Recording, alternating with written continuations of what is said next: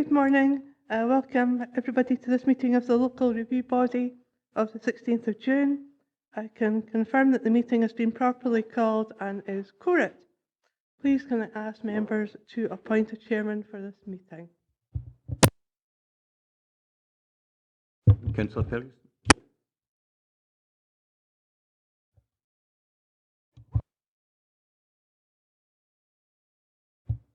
Councillor Ferguson, you've been proposed and seconded. Are you going to accept that nomination? Well, I suppose you better be a press man and a volunteer, eh?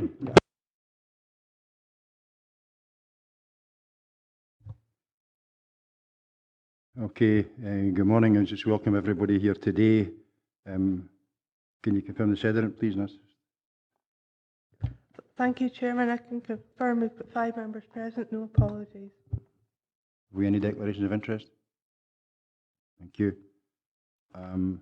Before I ask the clerk to take this through the review body, just to remind everyone that the meeting will be recorded and the recording will be subsequently be available for public listening. So we're on the record. Clerk, can you take the review body through the documents and papers for the meeting, please? Thank you, Chairman. I can confirm there are 3 notices of review for consideration at this meeting. The first being item 4, plots 1, 3 and 4, Kingsway, Kirkconnel, refusal of planning permission in principle for erection of 3 dwelling houses, 16P 30263. You all have in your papers the notices of review, report on handling, the observation of the appointed officers on the applicant's notice of review, planning application form, plans and supporting documents, decision notice from Dumfries and Galloway Council, you've got relevant extracts from the local development plan, and you have the photos of the application site and locality. The grounds of refusal in this case are that the proposal is contrary to local development plan policies OP1F and IN7, the statutory supplementary guidance, flooding and development, and Scottish planning policy, in that due to the location of the site within an area potentially at medium risk of fluvial flooding greater than 0.5%, it has not been demonstrated that the development would not lead to an unacceptable on-site or off-site flood risk. The requested method of determination on page 8 of your papers is that the applicant has requested that the review be dealt with on the basis of 1 or more hearing sessions. The grounds stated in the notice of review are in summary: the land has previously been identified for housing in the Nithsdale local plan. Planning permission in principle was granted for 4 plots in this location on 2nd of July 2013. Full consent was granted on plot 2 of planning permission in principle on 12th of April 2016. An application to renew planning permission in principle for the remaining 3 plots was refused on 9th of January 2017. The applicant has requested that the site has clearly been identified by the council as suitable for, the applicant has stated that the site has clearly been identified by the council as suitable for housing, and that this application was refused only on the grounds of potential flood risk. A site-specific flood assessment was previously submitted as part of the original planning permission in principle and accepted by the council. The Kirkconnel flood study was carried out by GBA on behalf of the council with the final report dated March 2016. In this report, a potential 1 in 200 year plus climate change flood event would give a maximal flood event of 153.36 at this location. The original finished floor level approved under 13P 30007 and subsequently 16P 30081 was 53.2. This level is the same as adjacent plots built by all other developers and was accepted by the council as being above potential flood level. As this application is for a renewal of planning permission in principle and any finished floor levels are indicative, the applicant sees no reason why a condition could not have been imposed specifying a finished floor level of 153.6 and this application approved. Note the applicant's statement that the land was sold by Dumfries and Galloway in 2013 to planning permission for housing being granted is not a material consideration in determination of this application. Also in your papers, you have the further comments in interested parties, being the comments of the appointed officer. You have all the relevant development plan policies and in your papers, so that the main issues the local review body may wish to consider are: does the proposal conform with the relevant development plan policies? In particular, would the proposal be contrary to local development plan policy OP1F by allowing a development proposal which would not avoid an area of significant flood risk? Further, would the proposal be contrary to local development plan policy IN7? Could the proposed development lead to an acceptable on-site or off-site flood risk? If not, are there any material considerations which would indicate that planning permission should be granted to the contrary? How much weight would members wish to give to the matters brought forward by the applicant?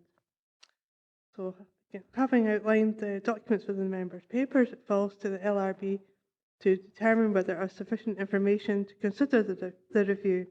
It's confirmed that there will be no representations heard today.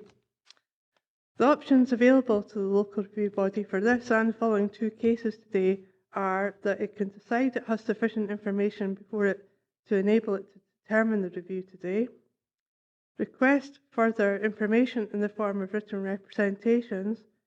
In doing this, the LRB would be required to state precisely the information it was seeking and who from, resolve to hold a hearing, again specifying who would be invited to speak and on what matters, resolve to hold a site visit, accompanied or unaccompanied, which could be done in conjunction with any of the above, but would obviously not allow a decision to be made today.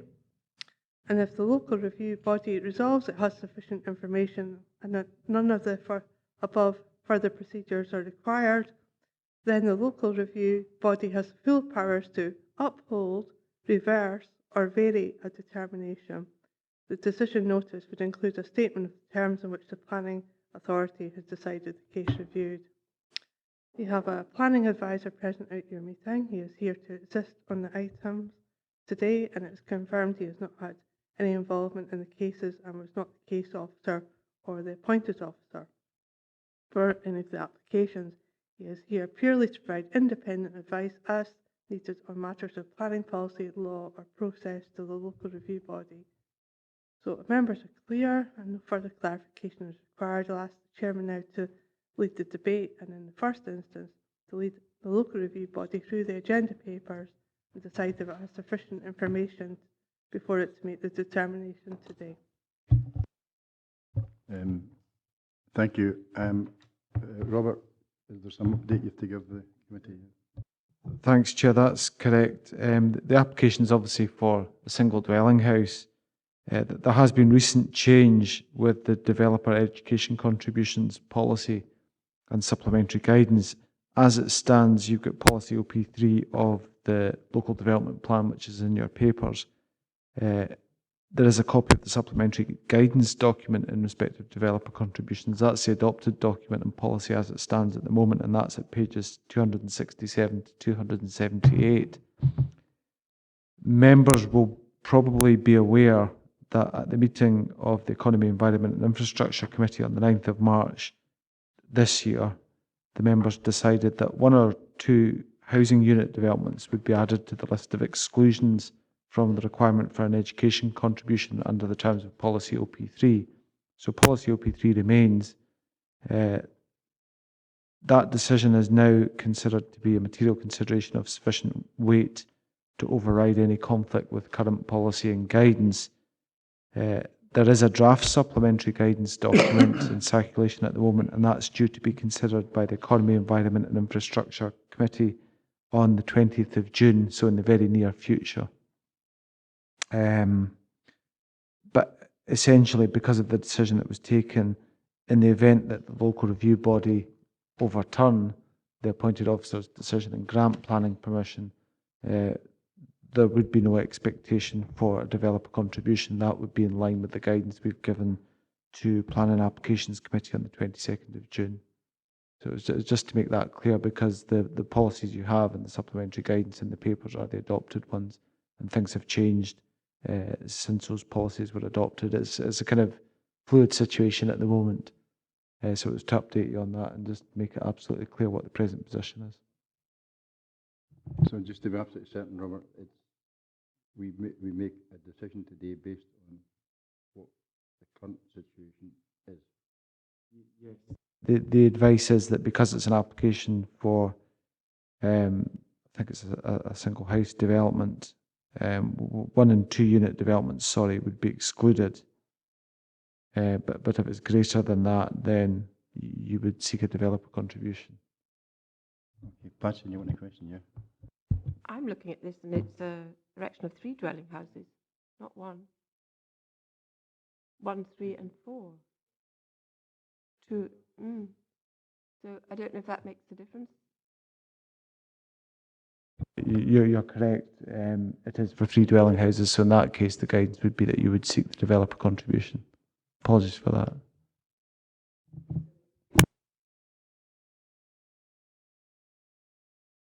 Okay, so we're as currently is, Robert, without any amendment. So right, okay. Normally we would be going through this section by section. We make sure that members have got enough information. And just looking here at part 1 of this, the notice of review. Have we any questions or observations on that?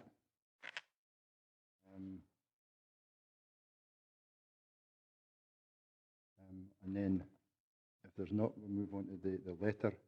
Still in this part, are we happy with the documentation? I'm up to page 13 here just now.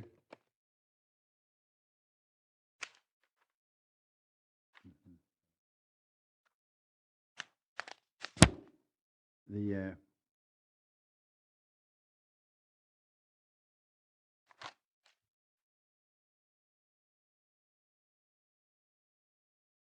that's exactly what I'm up to here. It goes right up to page 108, you know, and I was trying to do it in little bits rather than all at one, because 108 pages is a lot to take in just in 2 seconds. So I'm kind of giving members an opportunity to look their way through the relevant parts of this part of the paper, the related documents. Primarily it's plans and drawings and letters. I mean, have we any questions on the notice of review and related documents?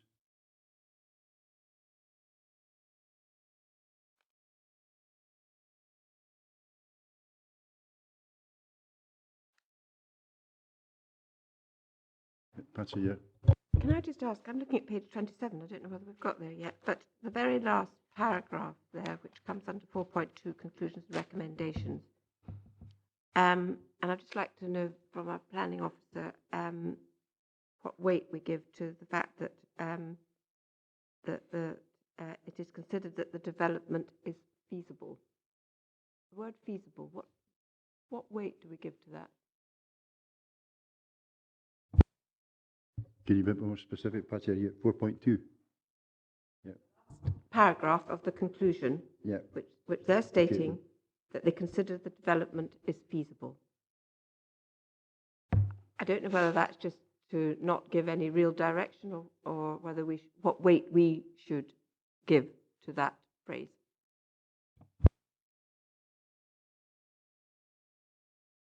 That report is dating back to 2013, so it's an assessment from that point in time, and the Scottish planning policy it's referring to is the Scottish planning policy at that point in time. The latest version of Scottish planning policy dates from June 2014, so that would be the first point to make. The way I'm reading that is that's following the analysis, the overall conclusions and recommendations. It looks at the key points of guidance, if you like, in the SPP document about flooding, and then it concludes that you've got access and egress to and from the site available at all times. Proposed development lies out with the functional floodplain as they've assessed it, and therefore the development is feasible. So in other words, they don't feel it contradicts the guidance that's contained in the SPP. That's the conclusion of the study. That's the way I'm reading that. So when they say the development is feasible, they feel that the development complies with the guidance in Scottish planning policy. Thank you. Well, I'm looking at now at page 9 of 10, page 173, sorry, because that's the same conclusion. So we would take the same, the last paragraph of 4.2, conclusions and recommendations, and it's exactly the same. So nothing has changed. They still consider that it is feasible, therefore. Just for clarity, Patsy, is that part of part 2, the next part we're moving on to? I know, but, we're dismissing it here because it's not 2013. But what I'm saying is the same thing reoccurs. So we'll deal with that when we get to that thing. But I just want to draw attention to that.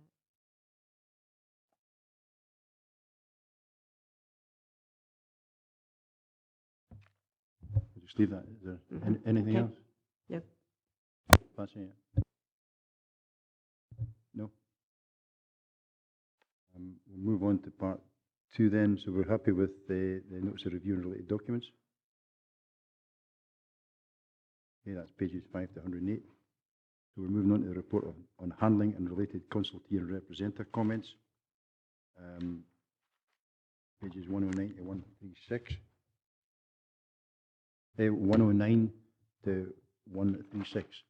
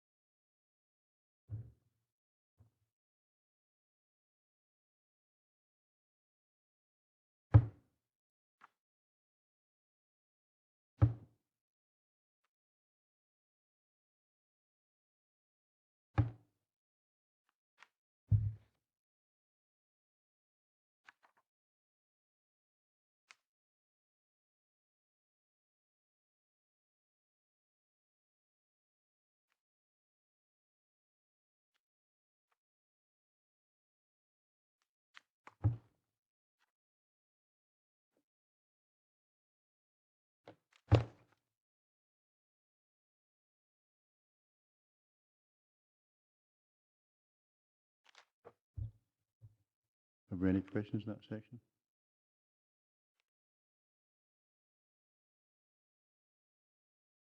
Are we content with that? Yes, so can we move on to the next part? Part 3, the observations of the appointed officer on the applicant's notice of review. That's pages 137 to 140.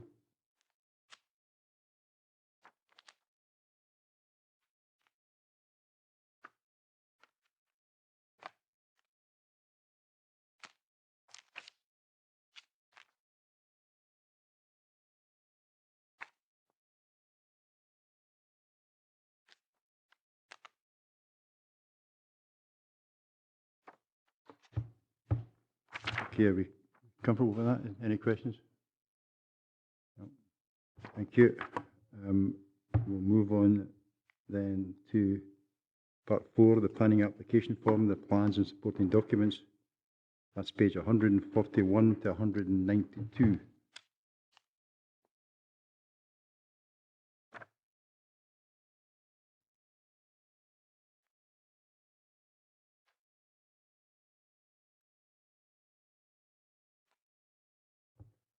Patsy, yeah. Chair, that's why I bring in that conclusion and recommendations on page 173, and that is up to date, this one.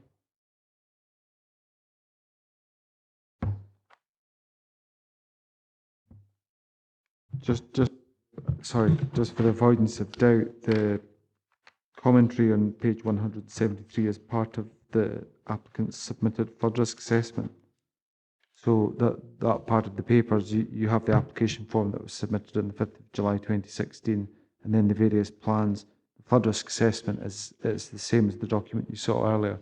It's the one that was submitted in 2013, and it was submitted by the applicant as a supporting document for the case. So the supporting document is exactly the same as the one we were talking about earlier. it's been submitted by the applicant in support of the application. So just for clarity, that was not commissioned by the council then? My understanding is it was commissioned by the applicant. There was a later 2016 report by JBA, which is referenced in the council's flood risk management team consultation response, which I believe was commissioned by the council. No, it's not this one. That one was done in 2016. Ian? It's really on the same point. The flood risk assessment, you're saying it's the same one that was supplied in 2013. Is it not a normal practice to date these? It would have been helpful, or even date received. And that would have showed if it was an updated version.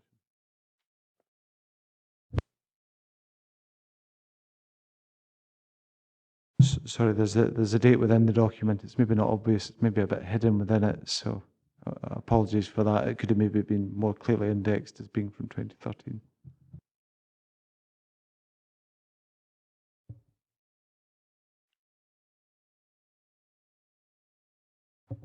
The clerk's just pointing out to me, can you?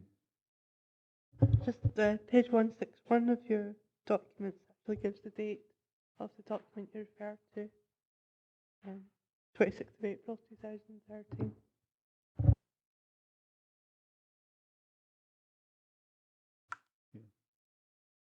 Are we comfortable? Have we any further questions in this part? Okay, we'll move on to part 5.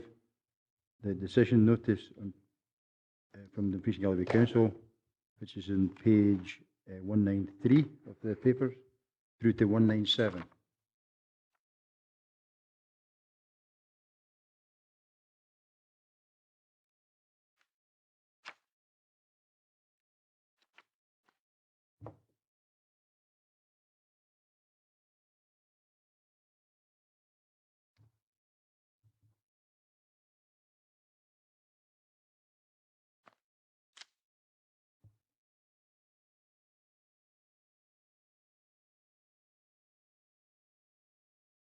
Do we have any questions? Any clarification required? Okay, thank you. We'll move on to part 6. That's the relevant extracts from the Dumfries and Galloway Local Development Plan, and that's on pages 199 to 324.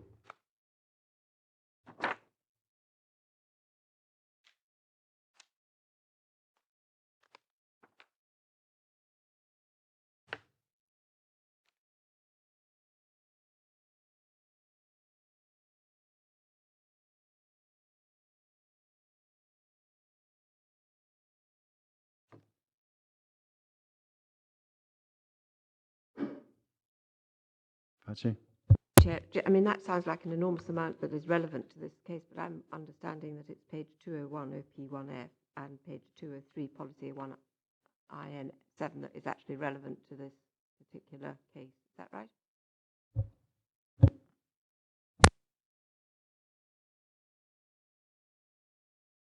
When Robert's finding it, I think it would be advantageous in the future to actually have that.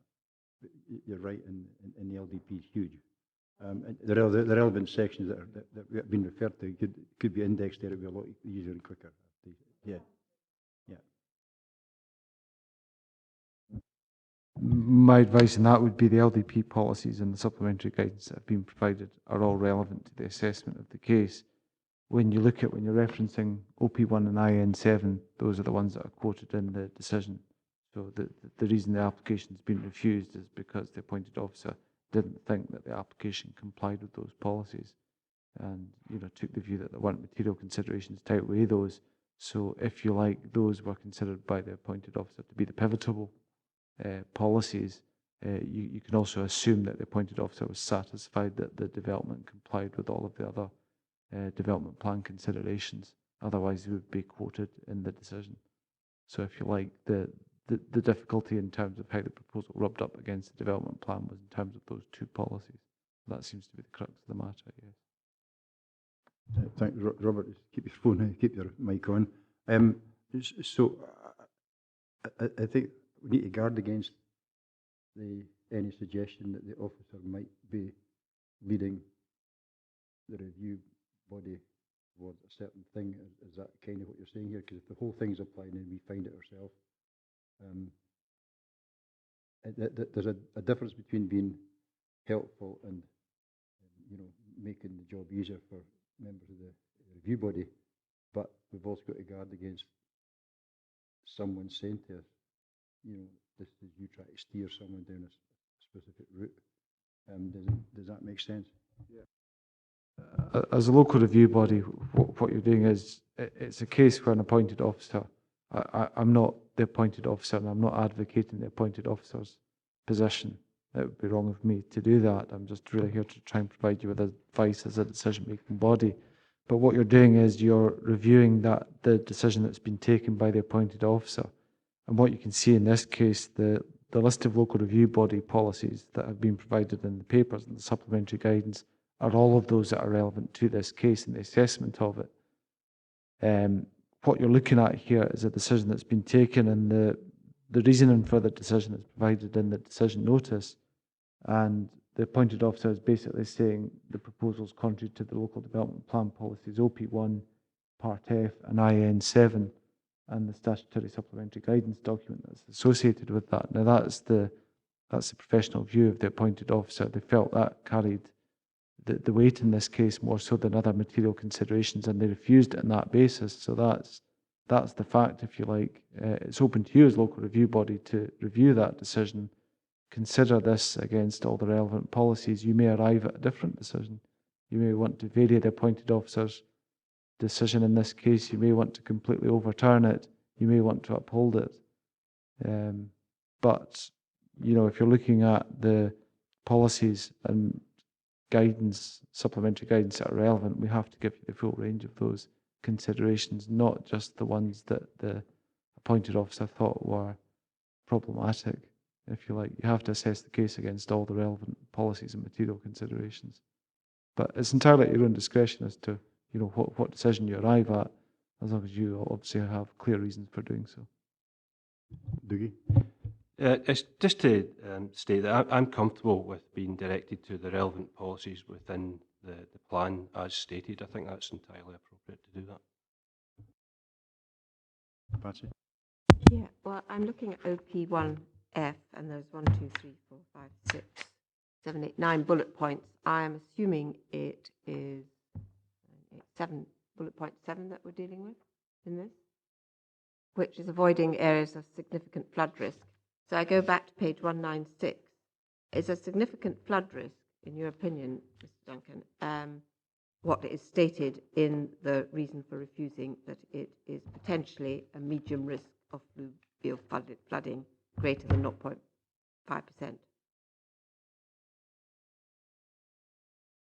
Is that what you would call significant? Because I think it's in there with feasible. It's a bit undecided, and it's not giving very good direction. The way I'm reading the appointed officer's decision, it says it has not been demonstrated that the development would not lead to an unacceptable on-site or off-site flood risk. So there's an element of doubt there, to me, reading the appointed officer's decision. I think from looking at the case in the whole, from what I can see from the appointed officer's comments on pages 139 to 140,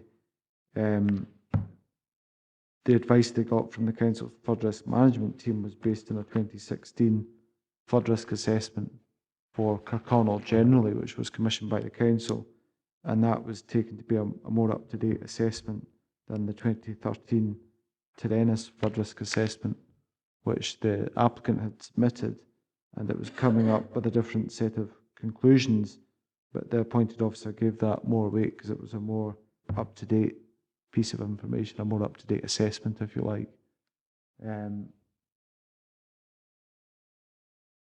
So what it's saying, the decision to me is, it's clear that the site is located within an area potentially at medium risk of fluvial flooding from the River Nith. And the issue in this case is it has not been demonstrated that the development would not lead to an unacceptable on-site or off-site flood risk. So it's more, if you like, a lack of compelling evidence in the view of the appointed officer than anything else. So Just for clarification, so you're saying that medium risk is equivalent to significant in OP1F?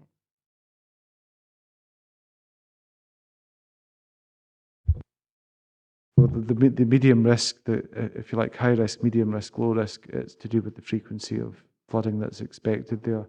So when it says greater than 0.5% is greater than once every 200 years, the percentage is not 0.5% is the likelihood of flooding in any given year.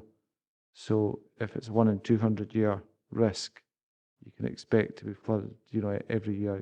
There's a 0.5% chance of being flooded each year. So if you go forward 200 years, that it equates to 100%. So that's where the 0.5% is. So if it's of medium risk of fluvial flooding, it's a greater than 1 in 200 year flood risk that's associated with that area.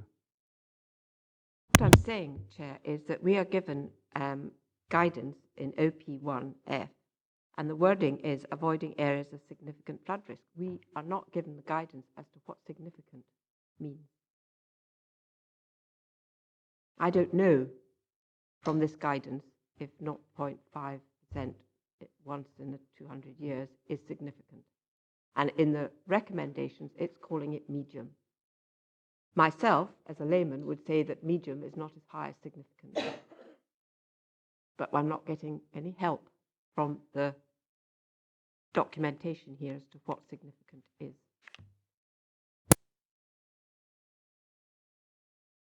The key advice in terms of more detailed guidance like that is contained within the supplementary guidance document.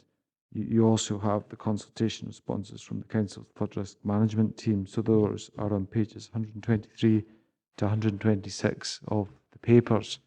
So the appointed officer in dealing with the case has consulted with the Council's flood risk management team. You also have, as you've pointed out, you've got a different view in the earlier 2013 flood risk assessment that's been submitted by the applicant. That's the Terenis study dating back to 2013.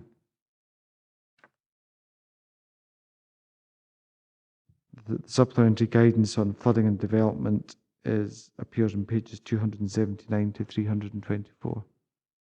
I'll try and have a look at that just now and see if it says anything about significance.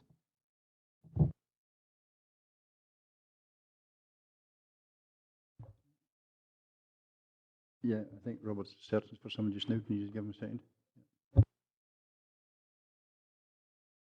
She's got a question for you, I think. Okay, he'll come back to your question, Patsy, yeah? That question is now on policy IN7, which uses the Flood Risk Management Scotland Act 2009. Is there nothing more up to date than that for this policy? The key policy document now is the SPP, which was adopted in June 2014. Scottish planning policy provides guidance now in terms of what it expects local development plans to contain, and that includes the Dumfries and Galloway local development plan. What I'll do just now is I'll take a couple of minutes and try and look through the supplementary guidance document on flood risk and see what it's saying about significance, because it's not a document I know off the top of my head. Just when you're doing that, Robert, I'm looking at 1, 2, 3, and then 1, 2, 5. I know we're going back a wee bit, but the third bullet point, and each of them is showing that there's no historical data showing flooding to the proposed site. Of course, we've not been back 200 years, have we? We're talking 1 in 200 years. Is that the case? What the flood risk assessment is looking at is a predicted 1 in 200 year flood event. So it's looking at a future event, not necessarily a past event. It's looking at something that's modelled. So you may well find in a lot of these cases there won't be a historical record of flooding. It's looking at a future catastrophic event, a 1 in 200 year flood risk event.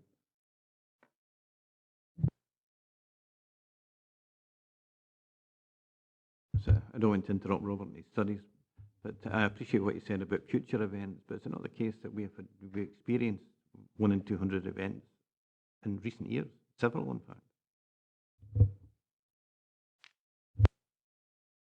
I'm not sure. I don't think, for example, I don't think we've seen anything at the White Sands in Dumfries that has been a 1 in 200 year flood risk event. Was my understanding from being involved in the recent White Sands flood risk project. I don't think the last event was anything like a 1 in 200 year flood risk event. It wasn't as serious as that. It was still quite serious, obviously, but nothing of the magnitude of the expected 1 in 200 year flood risk event.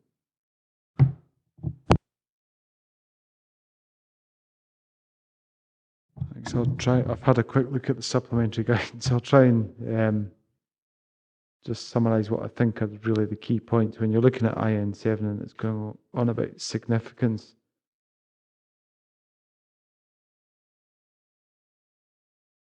I think if you look at page 9 of that supplementary guidance document, so just for the avoidance of doubt, it's supplementary guidance on flooding and development. So that's the one that's on pages 279 to 324 of your papers. I think the key things to note are the commentaries on page 9 of that supplementary guidance. It talks about flood risk assessment.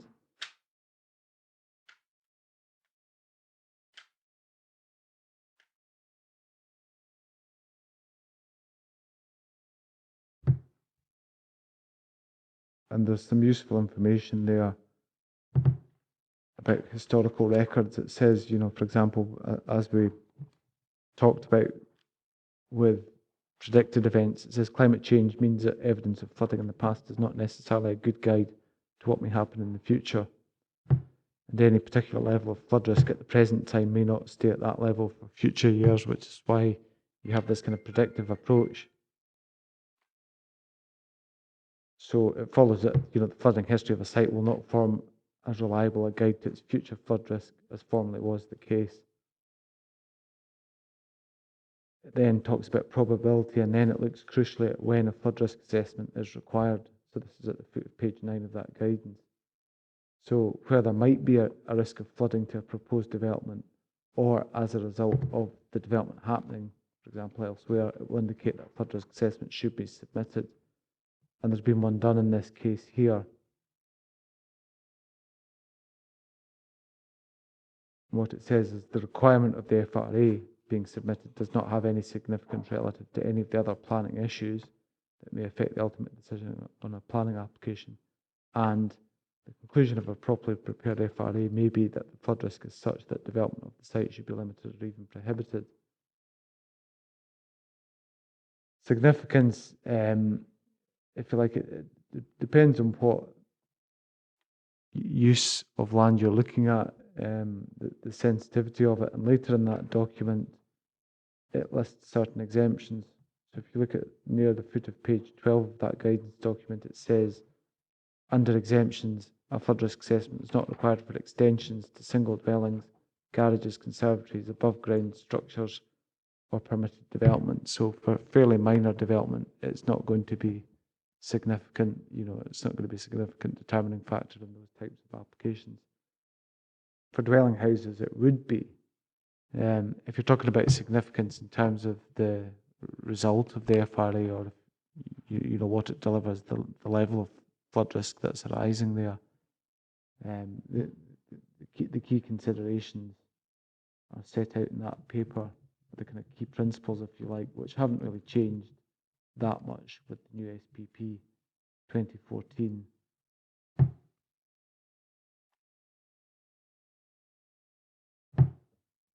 It's to basically try and, as at the foot of page 2 is probably a best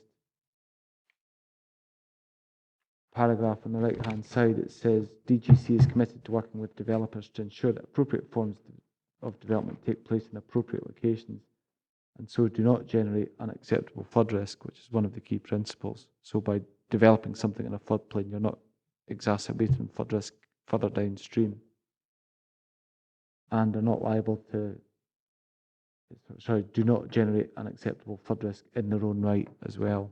So you don't want to build something that's liable to flooding. And those are really the two key principles that are enshrined in SPP 2014.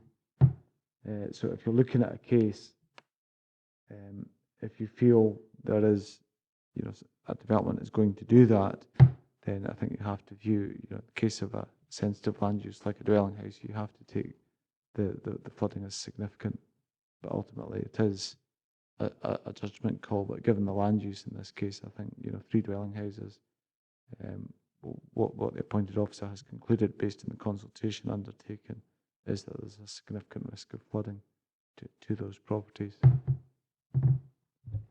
Robert, can I just add? So, if I'm hearing you correctly, basically what you're saying is because of the diverse nature of all the different sites where we could be looking at here, there is no real definitive definition, because it would depend. It actually depends on each and every different site. Is that basically what you're saying? Have I taken something the wrong way? No, I mean, for each application, I mean, it is known that the site is subject to fluvial flooding. And there have been a number of applications in the past, and that's referenced in the documentation you've got in front of you. It's very much a case of going with the best information you have at that various point in time. And there is the flood risk assessment that the applicant has submitted, which dates from 2013. The case officer has consulted the flood risk management team, and that they're very much basing the decision they've taken on the most up-to-date information they have, which is the council's commissioned Kirkconnel flood risk study. What the applicant is doing is pointing out there have been decisions taken in the past in a similar location on the basis of different information, but you have had development there previously, and that's very much the gist of their case. Can we just look at page 288? And it's under flood risk assessment, but it's on the right-hand page, and it's the 1, 2, 3, third, it's bang in the middle. And it says, it starts, the paragraph I'm looking at is the likelihood of a flood is now more usefully expressed. And the end of that paragraph, it says, for the location of most new housing developments, a current AEP of 1.1 to 200 or 0.5% annual probability is the minimum standard. So I'm just not getting, then it's up for refusal because it's a medium risk. And in the documentation, it's all got to be significant. It just doesn't all work together, if you know what I mean. I mean, so in here it's saying that 0.5 is a minimum standard. So therefore you would assume there is a risk, but it's not a high risk, it's a low risk. Whereas we've got it in the thing for refusal that it's a medium risk, and by putting it up to a medium risk, it's deemed to be unacceptable as a development. Yeah, we can cover that at the end. I mean, you want to comment on that? Well, I'm just warning to Robert that I will ask the question. Makes it very difficult when we're getting almost conflicting advice and decisions being made from documents that we are given in front of us that don't support sometimes the recommendation. Absolutely. I've written down in my notes here clarity, IDP2 and supplementary guidance, because but then when you then take part of Robert's explanation as to why every case has to be treated on its merits, it's quite right, of course, as a planning application, because we kind of make a sweeping judgment that everywhere's got to be the same, and so it's a conundrum, as they say. Yeah. When I'm picking this up fairly fresh, but when I look at the appointed officer's decision, as I've said previously, it's almost as if they're taking the precautionary principle. They've taken advice, they've taken soundings on it from the Council's flood risk management team. And I think the last part of the stated reason in the decision notice is key. It says, it has not been demonstrated that the development would not lead to an unacceptable on-site or off-site flood risk. So I think that is the key reason. It's almost, if you like, there's an element of doubt there. Well, there's always an element of doubt. But what could they have done? to have an acceptable, I mean, what, you know, it's not been demonstrated, so what would you have expected to see to demonstrate? You don't use historic data. I haven't got very much of that according to here. So what do you do if you're a developer? You could commission a new flood risk assessment relative to the proposal. Well, we've got one in front of us that's relative to the proposal. It might be the same as the one that came in at 2013, but who's to say that anything's changed?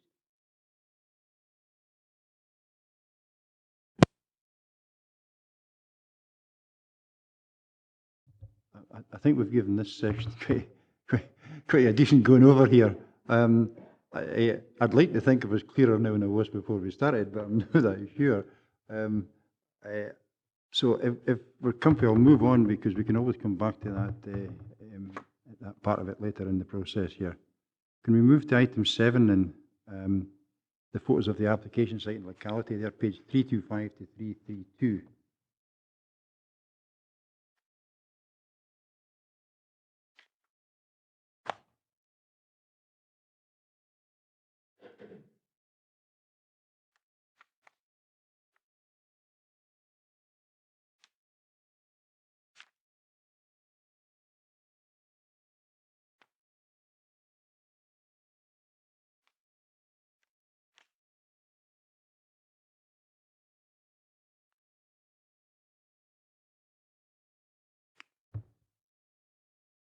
Can I just ask a question? The rest are looking at them. If you look at page 332 and you've got a picture there, I'm assuming that's the site on the right there that we're looking at from previous photograph. Do these other buildings flood? Is the question. Because they're all the same level.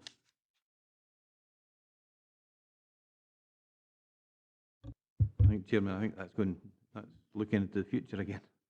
Well, absolutely, and it's like a 200-year flood risk in Dumfries. This building would probably be underwater. I think, Chair, I mean, as Councillor Blake said, I don't think there's any historical records of these dwelling houses being flooded at this location.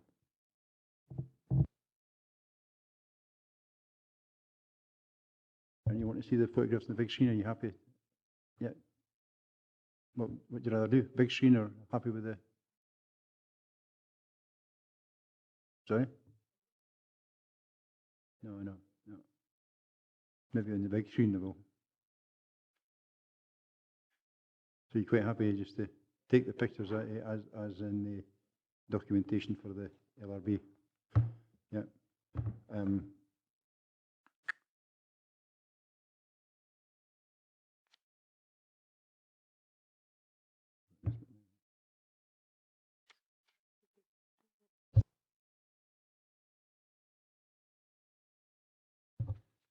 Okay then, so we go, the main issues for the local review body to consider here is, does the proposal conform with the relevant development plan policies? In particular, would the proposal be contrary to local development plan policy OP1F by allowing a development proposal which would be contrary to local development plan policy IN7? Could the proposed development lead to an unacceptable on-site or off-site flood risk? And the second bullet point, if not, are there any material considerations which would indicate that planning permission should be granted to the contrary? How much weight would members wish to give the matters brought forward by the applicant? That's one.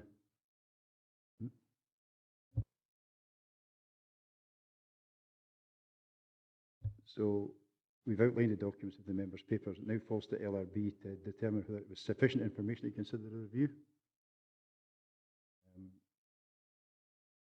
It's confirmed that no representations will be heard, we know that already. So, do we have sufficient information before us to determine the review today? Is that a yes? Okay.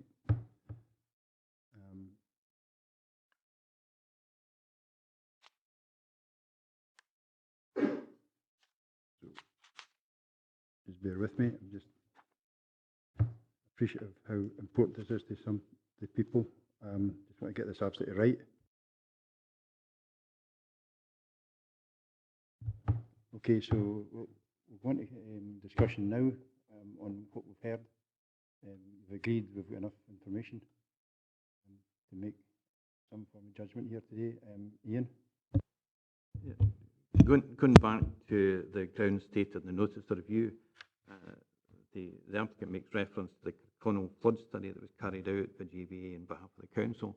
It may be in the papers, but couldn't find it. But more particular, it refers to the flood risk level.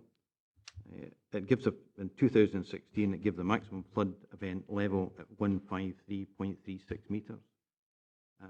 If you look at the original application for the existing dwelling and the surrounding dwellings, apparently, it's 153.2. Now we're talking about a difference of 0.16 a metre, somewhere around 6 inches.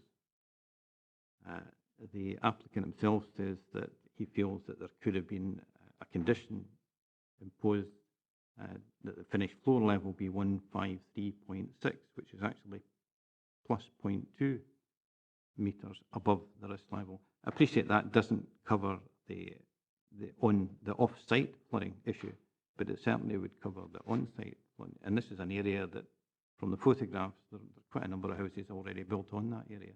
We're not talking about going back to significant flooding.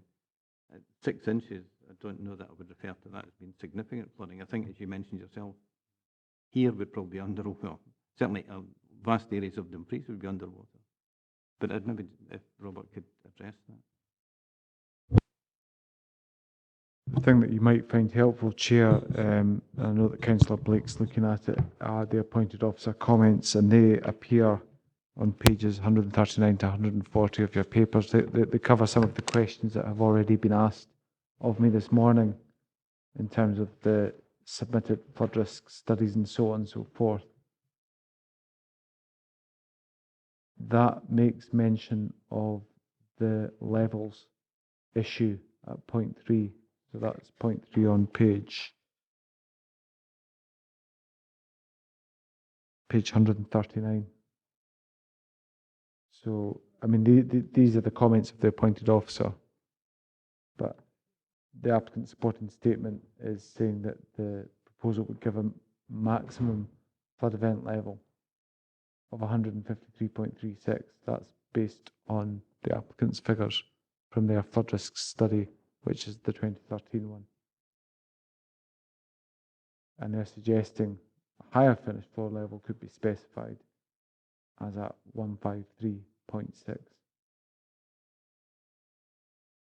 But again, the appointed officer's concern is there's no information as to how those figures have been calculated, how this would be achieved, and any potential impact on other adjoining properties.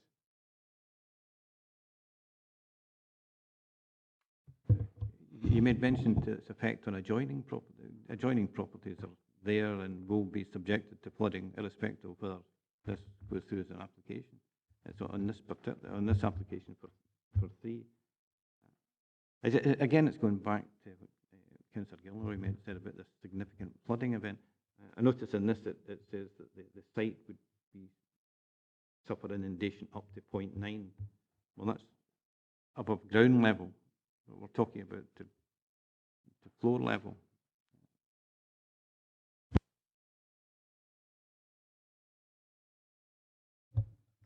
Okay, anyone else? Dougie? Just for point of clarification, just to make sure I'm not misunderstanding here, but when we talk about the floor level, is that the height above sea level that we're talking about? So we're talking about this 0.6 of a metre. The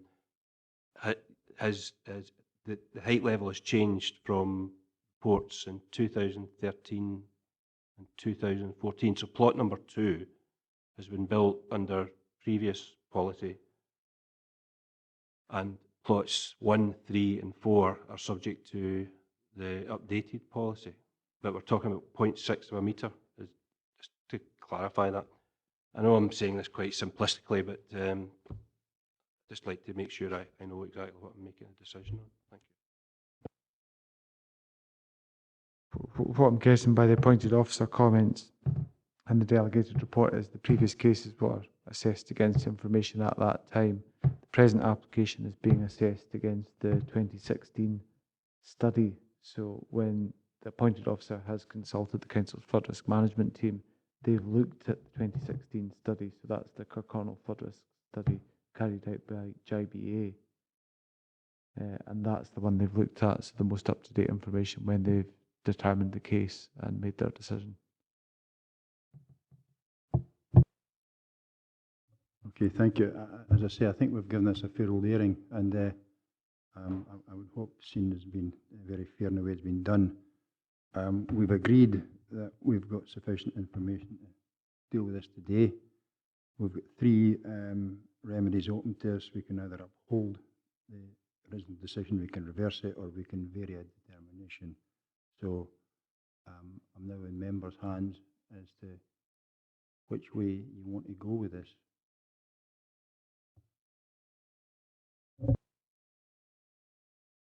Can I just go back and again, it's going, this notice review in 139, it's the paragraph 3 towards the end of it, about there's no information on how the figures have been calculated. I can understand that. How this would be achieved and any potential impact on adjoining properties by having to increase floor levels. Nothing to do with this planning application can affect existing houses. I don't see why that's in there.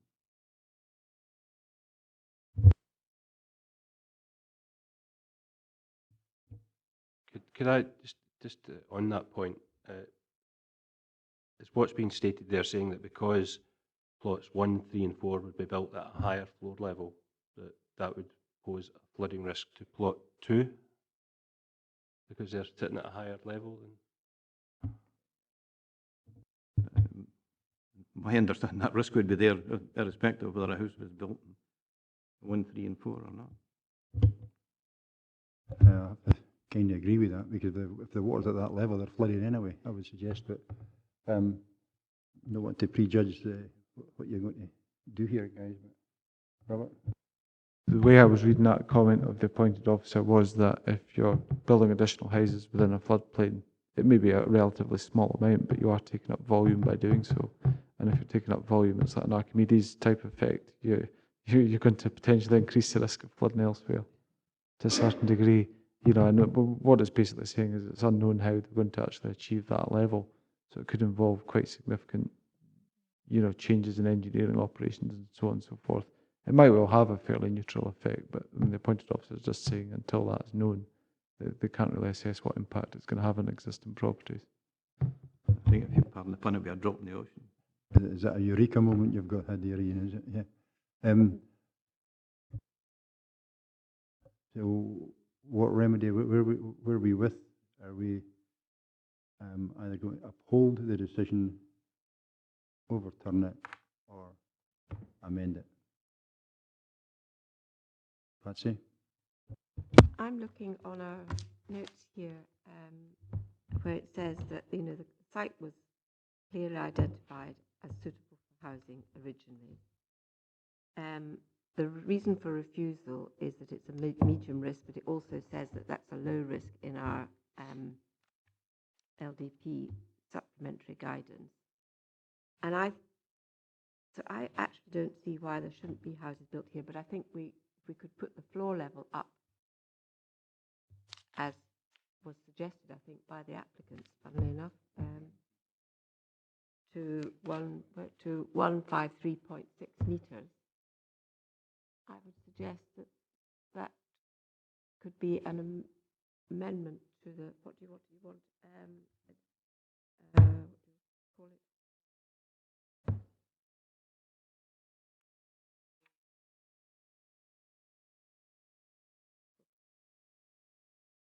Yes. So I would not, I personally would suggest that we do not uphold the decision that we grant planning permission, but we make sure that the level of the houses is up to 153.6 metres.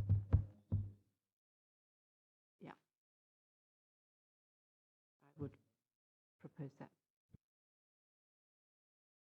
That's the competence, that's all.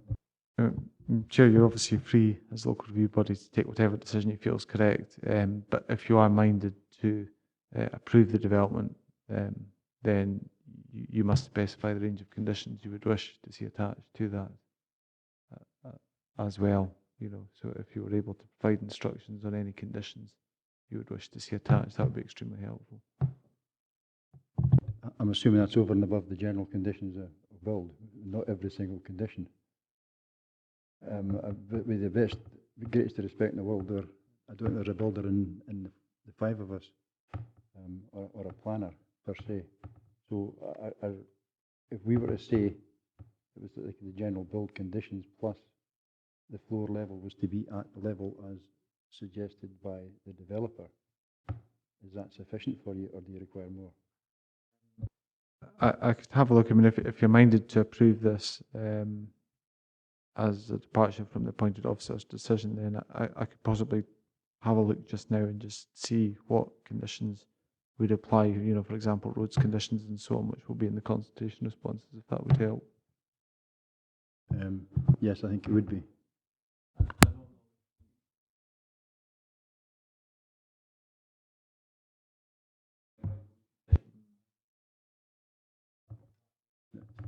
Sorry, Yeah, but I actually, funnily enough, Chair, I think that's quite helpful. There has been consent. it is helpful, but we didn't hear it. Don't worry, we've got it, don't worry.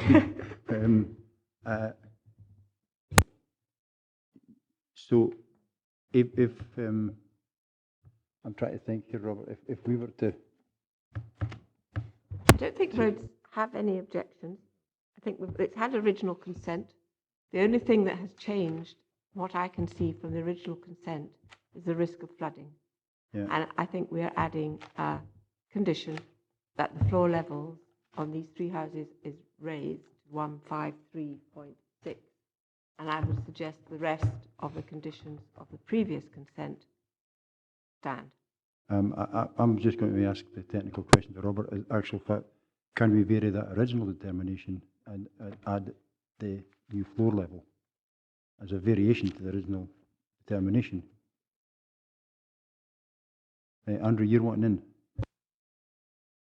I was just going to echo Patsy and say that the roads necessarily have got no objections subject to conditions. That's on page 113. 113. Just the other thing would be the developers' contributions, which we were advised about.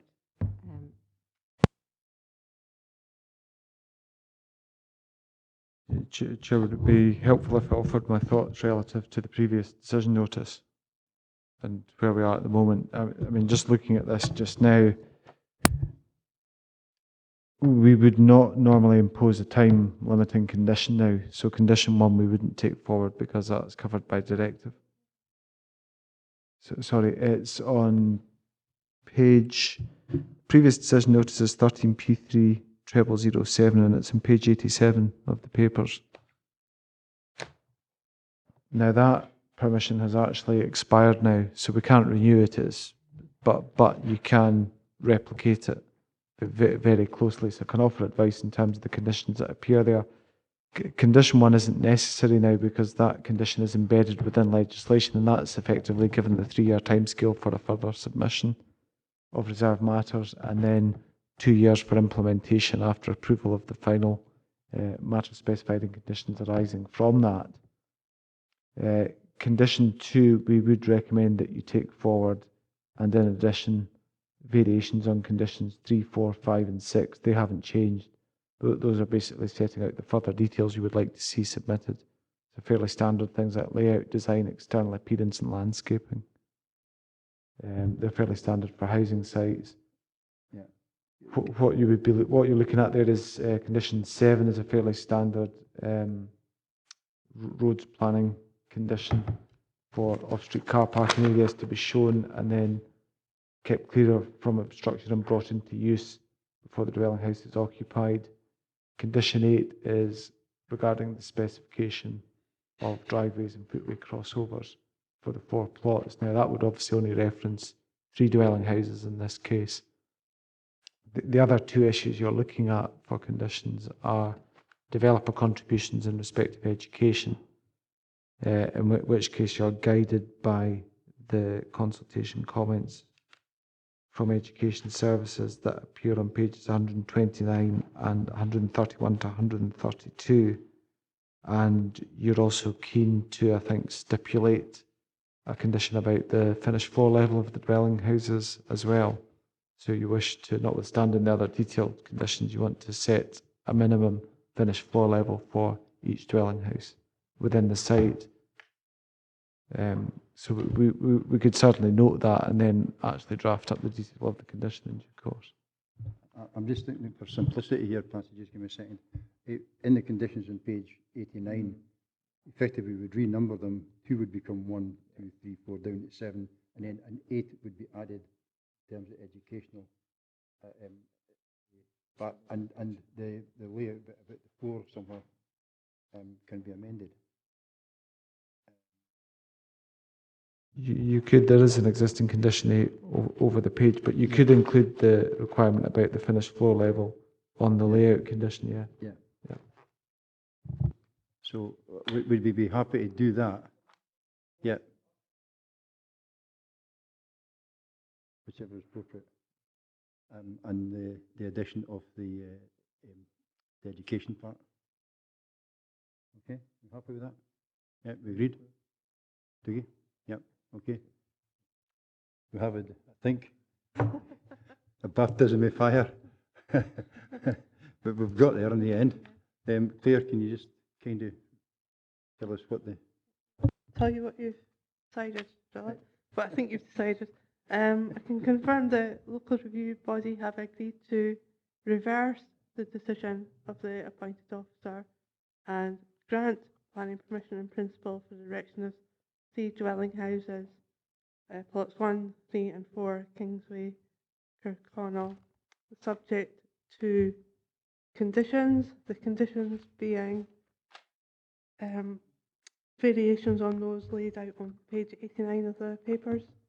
Basically, conditions 2 to 8 with amendments to reflect the variation in the floor levels, to account for the fact that the 3 plots, not 4, that were in the original conditions, and also to take account of the response from the education on developer contributions. Chair, can I just check, are you as a local review body wanting to set a particular height above sea level, above ordnance datum for that finished floor level? I was wondering if it was high enough, if I'm being honest. It's only a tiny wee bit. I don't know whether, but that would, as you say, I'm not a builder. I don't know whether we need to do that, if I'm being honest. I'd rather go with your advice on that one. Robert? It's at your own discretion. I wasn't sure if you were wanting to stipulate a particular figure that you felt would lift, if you like, all the houses out with the anticipated flood risk inundation, or if you didn't want to do that. I wasn't quite sure. I was just asking the question. It's entirely at your own discretion. Ian first and then Dougie. It mentions in the papers that the original planning permission that the floor level was set at 153.2. And that was just an indicative floor level.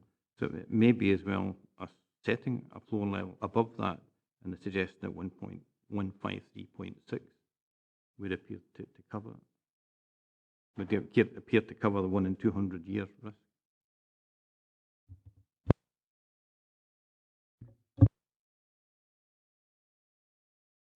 Yeah, I think that's a reasonable proposal.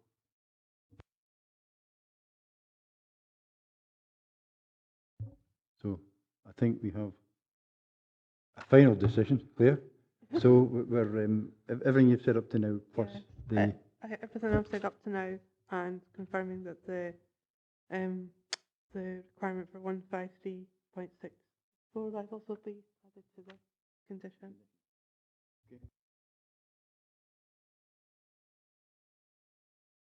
Okay, we ready to resume, folks? We'll move on to item 5, Clerk. Okay, thank you, Chairman. We have item 5 being Morven, 54 High Street, Lochmaben.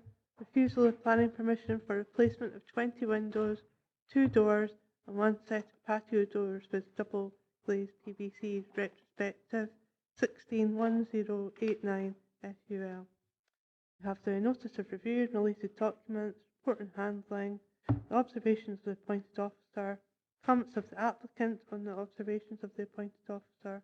We have the planning application form, plans and supporting documents, decision notice, relevant extracts of the local development plan and photos of the application site and locality. The grounds of refusal are on page 396 of your documents, being the detailing and design of the replacement windows are unsympathetic to the character of the dwelling house and fail to preserve or enhance the character and appearance of Lochmaben Conservation Area.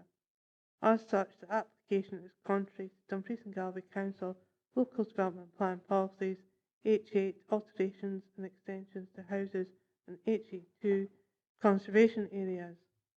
The requested method of determination in this case is that the applicant has requested that the review be dealt with on the basis of the review documents only, with no further procedure. The grounds stated in the notice of review are, in summary, that the applicant has stated that the property has been restored sympathetically since it was purchased by them in September 2015. The original windows were a mixture of aluminium, wood and UPVC. The applicant has stated that they only replaced the ones that were essential. The new windows were to mirror in appearance the existing, with the transoms positioned to match existing, and to be included where none existed on UPVC and alloy frames. 4 of the replaced windows were double glazed plastic frames of poor quality and considerable age. They were replaced like for like. The double glazed plastic window above the stairwell was existing and remains undisturbed. The applicant stated intention to retain, where possible, original features and make sure the property was in keeping with the surrounding houses. Windows were selected for their efficiency, similarly of profile to existing, to address noise and still keep as near as possible to the original character of the building. The applicant has stated that in terms of other houses in the high street, there is a large variation of brown and white UPVC windows of varying styles, a myriad of door designs and a few sky dishes. The applicant has advised that nothing but positive comments have been received, letters of support from neighbours have been submitted, no notified interested parties have raised objection. The applicant has stated that there is a balance which can be obtained in restoring old houses and make it suitable for modern day living, and would never have considered doing anything detrimental to the overall area. The windows are sympathetic to the immediate neighbourhood surrounding houses and have double glazed UPVC top and inward opening. Mullions are considered too wide, but the sandstone mullions are the originals and remain untouched.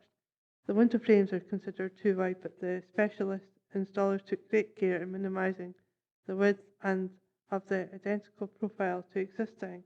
They also had to be installed with no damage to the surrounding sandstone and the original mullions, which have been achieved. You have further comments from interested parties, being the comments of the appointed officer and the comments of the applicant. You have the relevant development plan policies. So the main issue for the local review body to consider today is, does the development conform with the relevant development plan policies, and critically, does it comply with local development plan policies H8 and HE2? Specifically, are the replacement windows sympathetic to the character of the dwelling house? Do they enhance the character and appearance of Lochmaben Conservation Area? If not, are there any material considerations which would indicate that planning permission should be granted as an exception to policy? So again, from the procedures outlined for the previous case, it now falls to the LRB to determine whether it has sufficient information to consider the review. And again, it's confirmed that no representations will be heard today. Okay, as the previous item, only for continuity, and I suppose simplicity, we'll go through it one through to the end, and any questions or clarification required, then Robert obviously will be here to guide us. So we've got the notice of review and related documents on pages 337 to 345.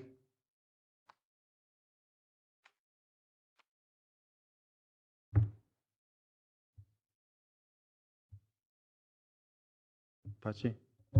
Could I just ask Robert about the conservation area in Lochmaben? Do we have a map of it? Do we, could you describe it to us? Because it's quite a lot of the things the applicant is saying that there's a lot of UPVC, brown windows, everything in and around the house Morven. Is it Morven? Yeah. And I just would like clarification on what exactly the conservation area in Lochmaben is like.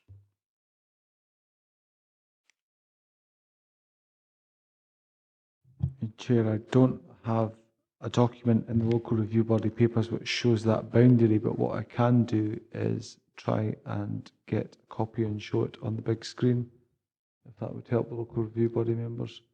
It would possibly take me a couple of minutes to do so, but I can certainly access that and show that. Well, I think, Chairman, that would be quite useful because it does, it's all predicated on whether, what about the conservation area, and we don't really understand what it is if we don't live in Lochmaben. I would agree with that because, yeah, I'll keep the rest myself at this stage.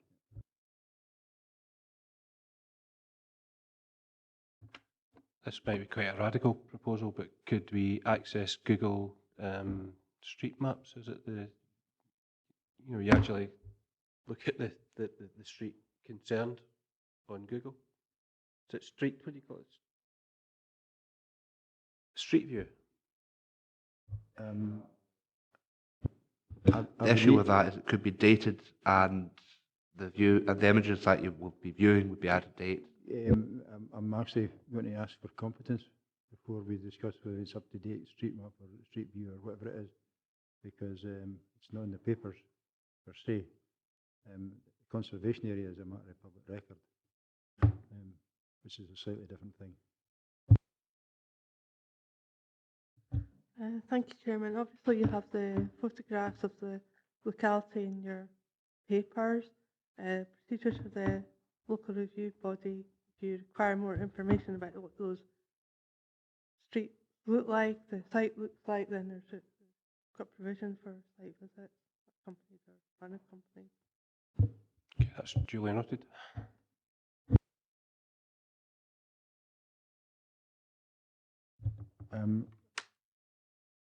Robert's searching for that just now, and he's. Have we got one meeting? Yeah. That's it. I'm sorry, we're just we're moving on a wee bit. Right.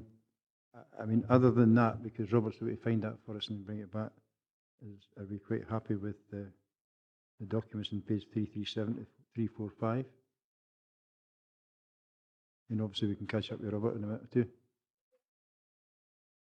Which Robert, it's all about this traditional opening mechanism and all of that, which is all, it's all to do with windows, and obviously that's what the thing's all about. But it just seems to me that we're quite prescriptive, and I just need to know if that is because of the conservation area designation, and is there no leeway for replacing sash and case with in and out opening in a conservation area? Is it just not done? It's all featuring in 4.4 and 4.3.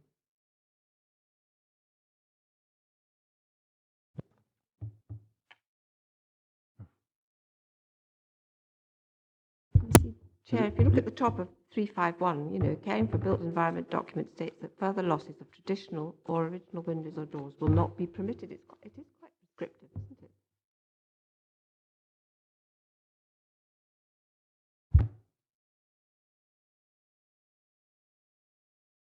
Yeah, I take your point, Patsy, but you know, if a house is built like mine in 1820, I can't get the same fittings as they did in 1820 because they're no longer produced.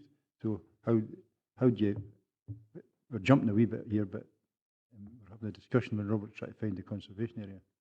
I would say, Chair, that if you're in a conservation area, part of the responsibility is you get a joiner to make them.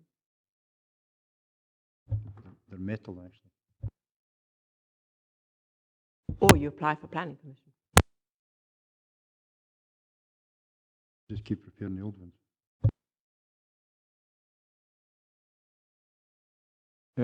Chair, I've just got on that this is from the council's own document, so it is in the public domain at the moment. It is available to all people on the internet, including myself. So this shows you Lochmaben Conservation Area. Number 54, you will make out at the bottom. I'm trying to see if I can get the laser pointer working, which I can't just now. I'll probably go along and point it to it just now, but this gives you the boundary of the area. I suppose my question is that if you go to 3 on that page 357, the existing windows are a mixture of timber, UPVC and aluminium.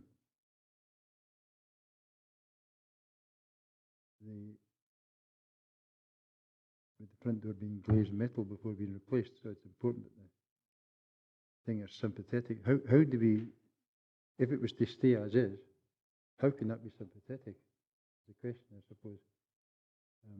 Can you look for guidance on how we could view that? There are pictures later within the papers which show the property as it was, if you like. This is a retrospective application. So the windows and the door have been installed, as you'll see later. I'm quite happy to show the elected members the pictures as they are on the big screen later on, if that would be helpful. Yeah.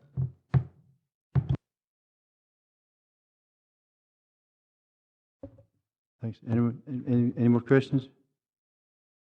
That's 3 finished. 4, comments of applicant on observations of the appointed officer and the objector. That's pages 359 to 361.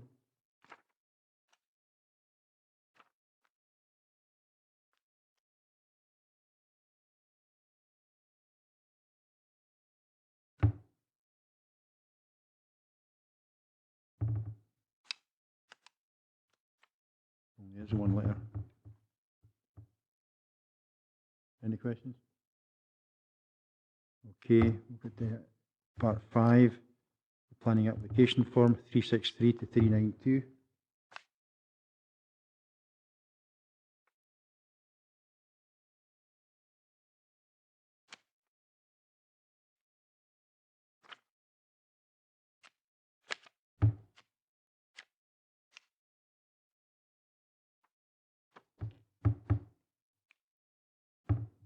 Any questions on that part? No, move on then. Part 6, the decision notice from the council. That's pages 393 to 397.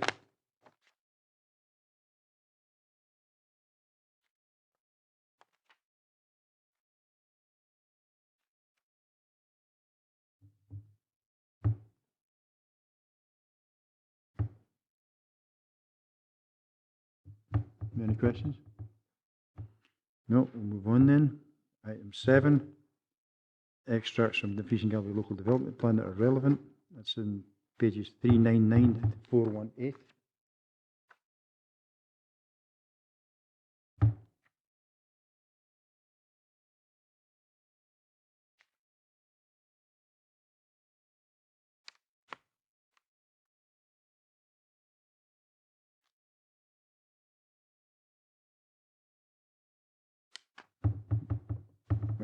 Any questions on that?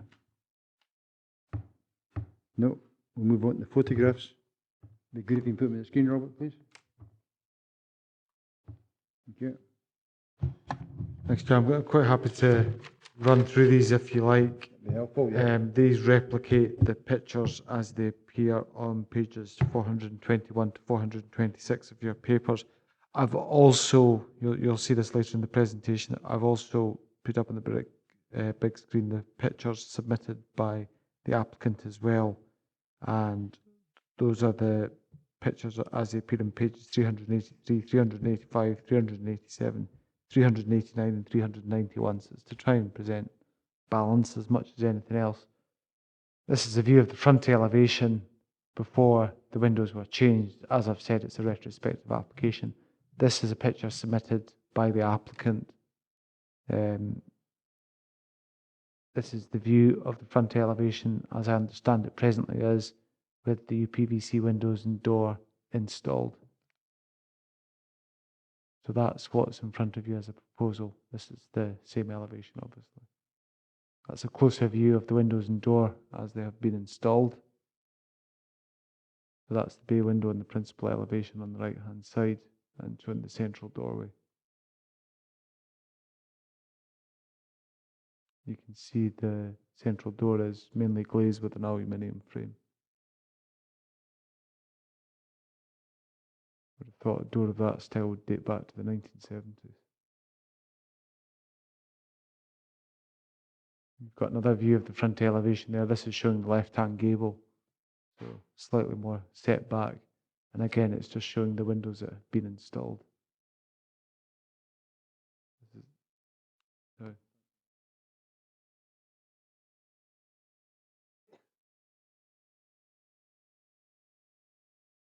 What you're objecting to is the bottom sill and the cross. I don't know what you call them in planning terms. Is that what it is? Because they're thicker, wider rather than the original. If you look back to the original ones, yeah. The original ones are quite delicate. Those could not be described as delicate. Yes. What I'm reading, I'm going on the appointed officer comments. Yeah, but what he is objecting to is the width of the. Do you call it an astragal or? The transom rail. Is that the white bit going Yes, across? the horizontal. Yeah. And yeah. also at the bottom of the window where you might lift it. What do you call that? That's just the frame. So Yeah. what the objection is that it's too, is with the new ones, that it's too wide. Is that right? What I'm reading when I look at the appointed officer comments on page 357, I think point 6 is really the key issue as far as the appointed officer is concerned. So it's considered that thickness of astragals and window frames and the opening mechanism, top and inward opening, is unsympathetic to the character of the dwelling house and fails to preserve or enhance the character or appearance of Lochmaben Conservation Area. And that is the reason why the appointed officer thinks it fails to meet the terms of the LDP. Yeah, so the thickness is this bit, not the thickness of the actual material, I'm looking at width. Yes. When it's saying astragals, it's what I would call a meeting rail or a transom, the horizontal part of the sash and case window. Chair, my question is how is a 1970s aluminium two-panel glass door, how is that sympathetic to a conservation area? My view is it's not. If you look at the appointed officer comments at point 5, it used to be the case before legislation was changed that for unlisted buildings you could make changes to windows and doors without needing any planning permission. Now, that was changed in November 2011, but obviously by that point in time there was a lot of stuff that had changed unsympathetically within conservation areas, so quite a legacy of UPVC windows and unsympathetic doors and things like that. So that's covered. It would have been quite legitimate to install a door like that on your property. You didn't need planning permission for it. It actually reminds me a bit of the front door of my own house of about 40 years ago nearly, so I can date it quite well. I think I'm right in saying that the replacement door has been approved and is considered sympathetic to the conservation area. Now, That door is a UPVC door. Okay, it has an appearance to make it look like wood that's been painted green, but it is a UPVC door, and the replacement windows to the front elevation are white UPVC, which look very similar to the windows before the installation of the new windows. Just, you know, from looking at the pictures, I accept what Councillor Gilroy is saying about the width, but I think that's, you know, to the passer-by walking along past this house, they would look very similar. It was just that I think we're maybe venturing into a discussion about it rather than going through the papers.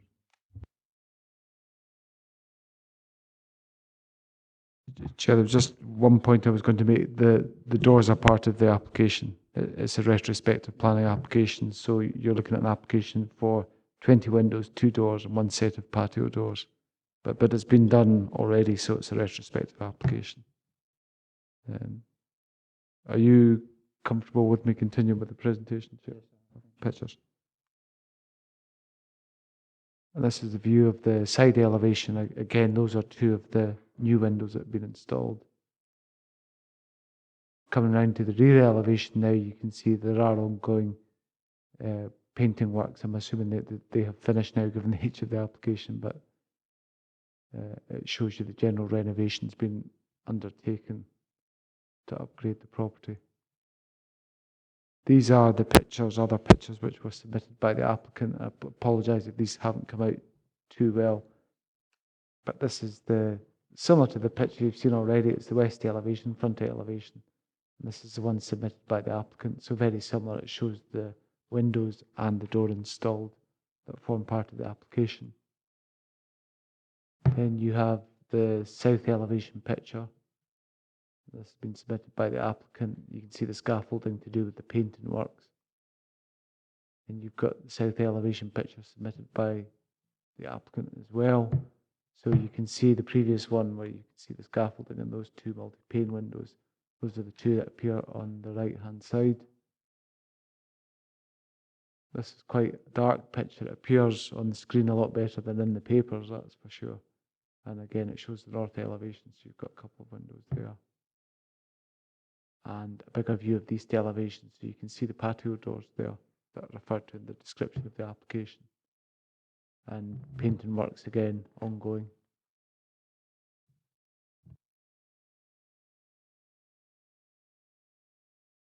Any more questions on the photographs?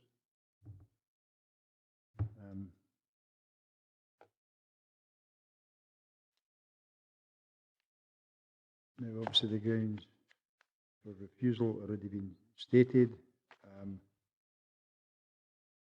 So again, we move to the main issues for us to consider. Does the development conform with the relevant development plan policies, and critically, does it comply? And then the second bullet point, if not, any material considerations, and then having outlined the documents within members' papers, it falls to us again. Obviously, I'm rehashing what was said just to confirm what the process is.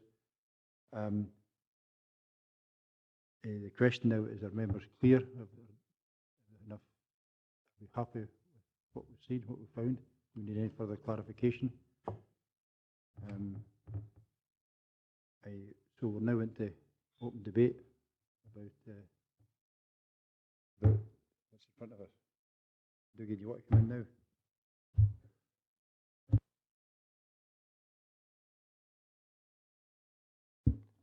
Yes, in terms of whether the windows are sympathetic to the character of the conservation area, just to reiterate, to restate the point I made earlier, that to the ordinary person walking along the street past this house would, without close examination, I would suggest none the wiser as to whether these were replacement windows or original windows. And, you know, I think it's worth stating that the door, the replacement door, has been considered to be compliant. And it is a UPVC door. So that's hopefully it. clear what I'm trying to say. Ian? Yeah, just really further to that, I appreciate that the door would appear to be compliant, but it would also appear that the windows that are not on the front elevation could also be considered to be compliant. If you look at the report, page 351, it really just refers to modern replacement windows on principal street elevations. So it's not as important on the side and rear, and that would include the patio doors. So the main question today, I would suggest, is the approval of the consideration of the principal elevation windows.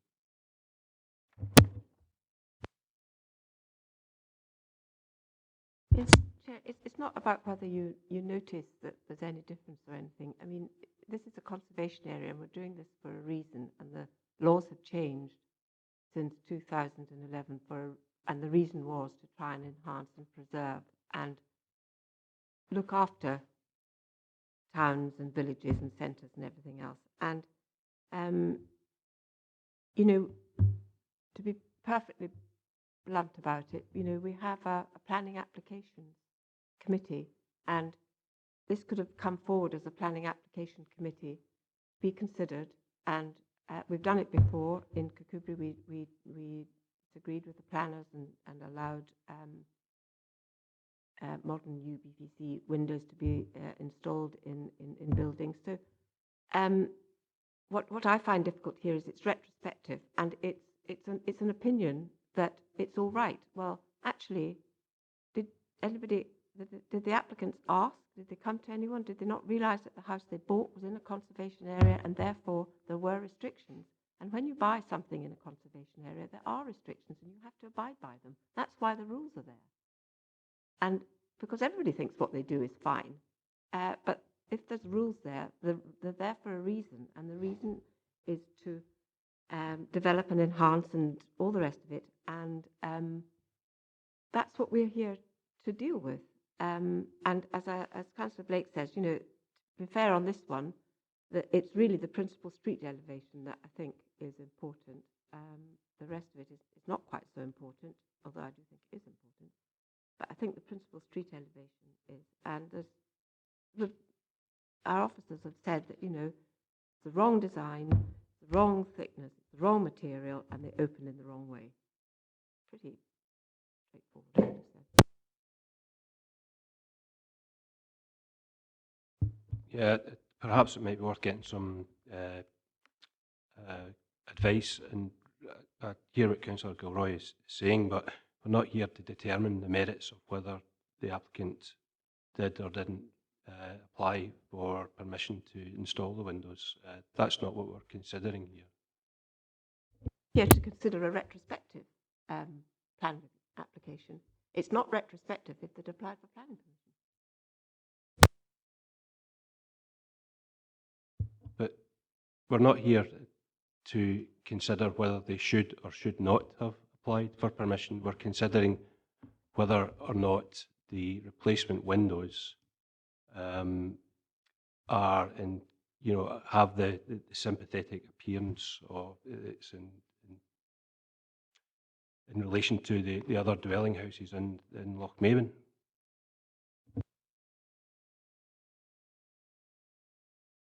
Chairman, is it to do with the other dwelling houses in Lochmaben, or are we trying to enhance and conserve this particular building as part of a conservation area? And we recognise that there have been things gone on pre-2011 that are not perfect in any shape or form. And the reason that law was brought in was to make the centres of these towns, to improve them, and to keep a bit of history going with these buildings. And I assume that as others come forward to replace windows, the same restrictions will be put on them. Just because they're there prior to 2011 doesn't mean to say that they're right and that that's what you've got to copy, because I think that's not what we're being asked to do here, if I'm being honest. But perhaps Robert could advise us. Thanks, Chair. it is a retrospective planning application, and that means the application was made after the works had been done, either partly or in whole, and in this case, all of the works have been done.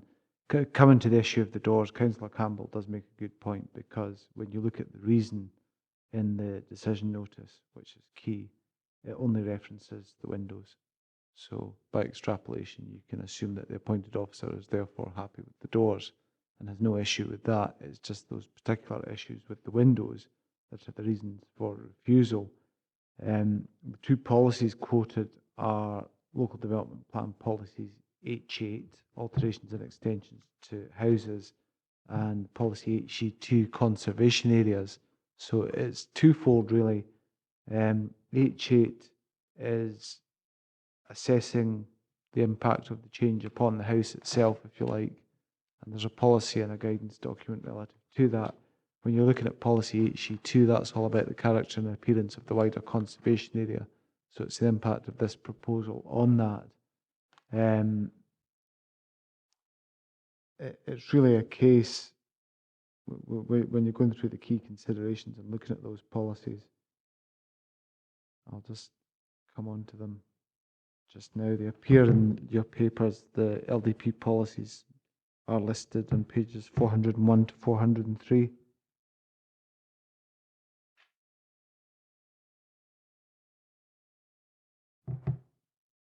So and I'm just going to focus on the key policies that have been cited in the appointed officer's reason for refusal and the decision notice. So in respect, and I'm also going to focus on the windows, because that seems to be the issue, not the door, not the patio doors, the windows. So you've got to ask, you know, in terms of design and external materials, are they sympathetic to the character of the existing dwelling house and its immediate neighbourhood? That's really the only part of H8 that would apply in this case. When you're looking at HE2, you're then questioning, does the development preserve or enhance the character and appearance of the conservation area? So that's the wider conservation area.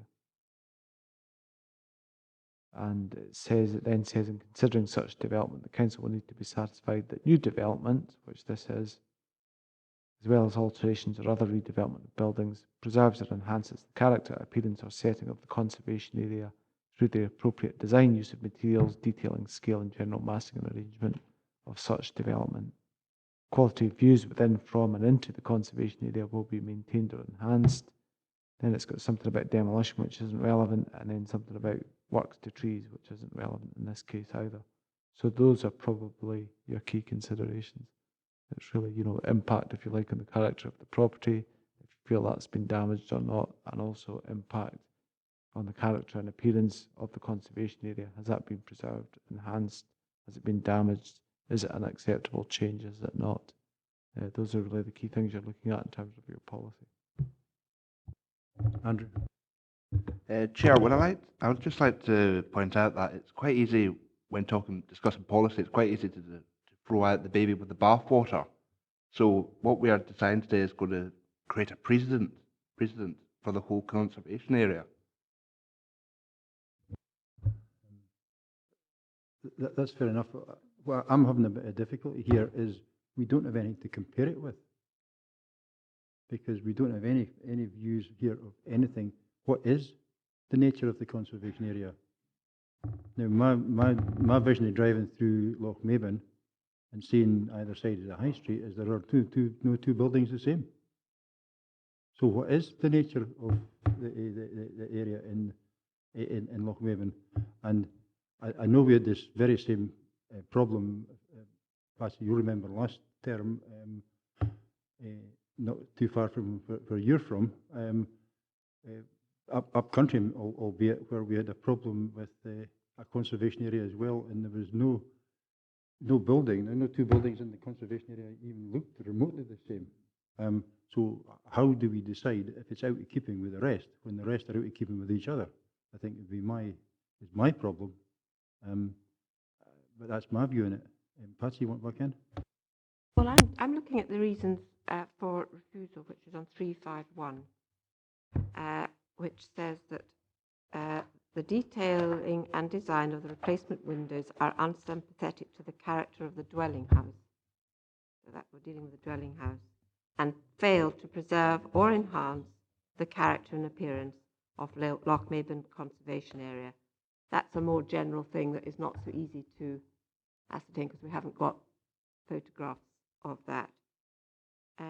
But I think if you're dealing with the detail and design of the replacement windows, are they unsympathetic? They are unsympathetic to the character of this dwelling house. It doesn't matter what's next door to it, what's across the street from it. We're dealing with this house. And I would suggest they were.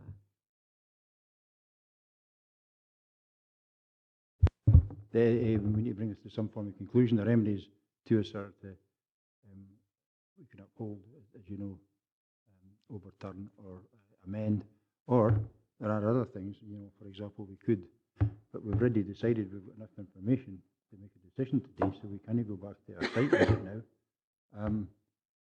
I don't think we can do that in the process because we're past that part of the process, am I right? Yeah. Yeah, absolutely. Yeah, I think we're past that part of the process, so we're kind of a view here, and I have to. I agree. Personally, I think actually it's much better than it was before, and well, I've got a huge sympathy for what you're saying, Patsy, and I think you're right.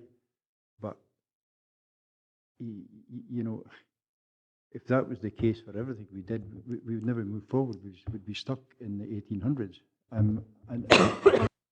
No, Chair. There is absolutely no reason why these windows could not have been put in appropriately with the appropriate sort of materials and opening in the correct way.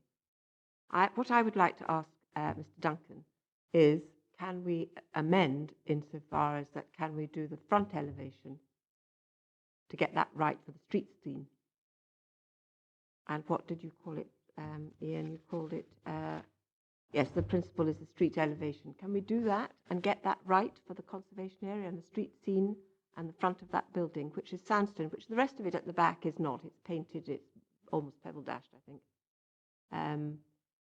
So I don't have the same problem with that, but I do have a problem with those plastic windows in the front of a sandstone traditional Scottish house that's in a conservation area.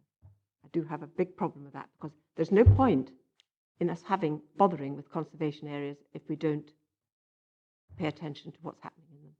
They're a waste of time. Going back to what Patsy said there, I would agree to a degree about the side and rear elevations and the patio doors and the front door. It's not so much that the front windows are plastic, it's more on the design of that plastic, that if there had been sash and case and come to an application, it may have been different. I'm reluctant in it, I must admit. I've got a lot of sympathy, but the recommendations are quite clear on the front street elevation.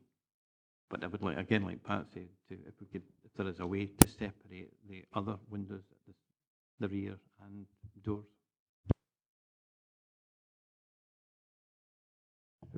Thanks, Chair. My own view would be, you know, it sounds like you've got a split preference for what you see in front of you, and you can't part refuse and part approve an application. You know, you must look at it holistically. So my advice would be, if you find such a significant element as the windows in the front elevation to be unacceptable, you should refuse the whole application, but make clear your reasons for doing so, which would then give the applicant some scope to remedy it. The obvious remedy to that would be make an application for the windows which aren't considered to be as harmful, you know, to the sides and rear. It does leave the issue of the front elevation, if you like, unresolved though. So my advice would be, if you are uncomfortable with that significant element of the proposal, rather than part approve, part refuse it, you must make a decision on the whole application. As far as the procedure goes, and determining to proceed on the basis of written submissions, I think, if following reflection, and the clerk may correct me here, I think there would be an opportunity for you following the debate to decide if you want to reconsider that, because it's free for you at any stage to issue a procedure notice. If you want to go to a site meeting following further debate and following further reflection on the case, for example, if you wanted to see this house in the context of the Lochmaben conservation area, I think it would still remain open for you to do so if you wanted to resolve to undertake that site visit and issue the procedure notice. Patsy, yeah. I think we've got enough here to deal with. I think what we're doing is a tricky thing, and if we've got to refuse, and we've got to refuse it all, does that mean that an application could be forthcoming from the applicant saying for the front elevations to change them to something, but to keep the rear, and that would come to Planning Applications Committee, yes, to be considered? Or not necessarily, or how would that work? Because I do feel that the side of the house and the back of the house, it's the front, it's the streetscape that's important here, and the front of the sandstone building that needs to, to me, needs to be kept authentic, and the back of it is not quite so important. So if we refuse it today, what you say they can come back, but where do they come to? Do they come to the planning office and put it in, and is it under delegated powers again then, or what happens? It depends. All I'm trying to think of is, obviously you've got to determine the case that's in front of you today, and you can't part prove, part refuse a case, was the point I was trying to make. In terms of where they would go, it depends on what decision you make, but if you did decide to uphold the appointed officer's decision, then they could have, it would be free for them to come in with another application of their choosing. But what I was thinking was, if they wanted to regularise the rear windows that you find acceptable on the rear and sides, then they could do that. There is a remedy there that would mean that they would be able to get a permission for that element of it. Ian? If we were minded to proceed that way, could we ask that any future application comes to a planning authority rather than be a delegated decision?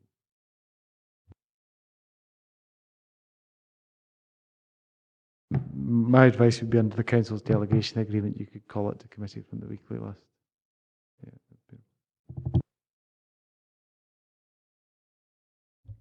Can I just ask for clarity? I think I picked you up right, Robert. You actually said there is a way where we could go back a step in the procedure, and I agree with Patsy, and we've made a decision that we thought we had enough information, but the debate since then has actually taken us to an area that we didn't know before, and I'm wondering if we really should go back and see, because I think what I'm trying to guard against here is a draconian measure, right, on one single house, when a number of the other houses in that street might already be in the same situation. So, and I think we need to see the house in context of the conservation area.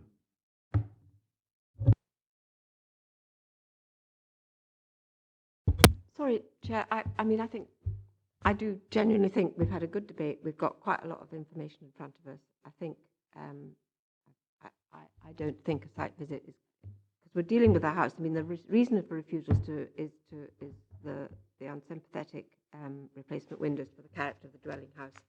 Primarily, I think, is what we're concerned with.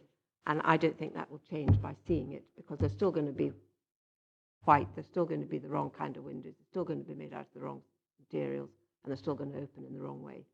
So I don't really see that anything by going to look at them is going to make any difference.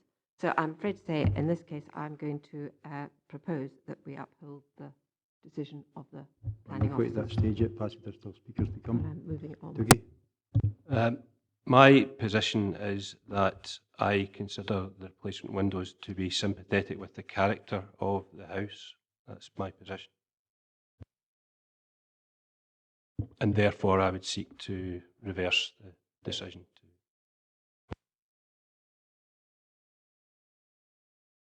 Ian? That's just a saying. Is that, So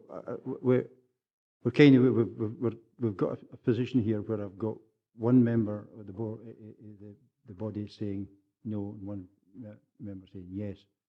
Have either of you got a seconder? Andrew, which one you want to second?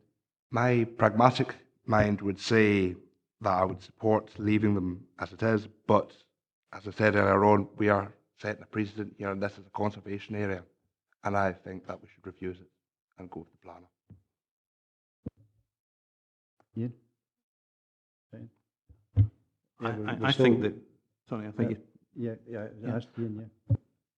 I think it's important. You mentioned a word earlier, they're draconian, and I think it could end up that way, appearing draconian when set in the context it's in. It may not be out of place.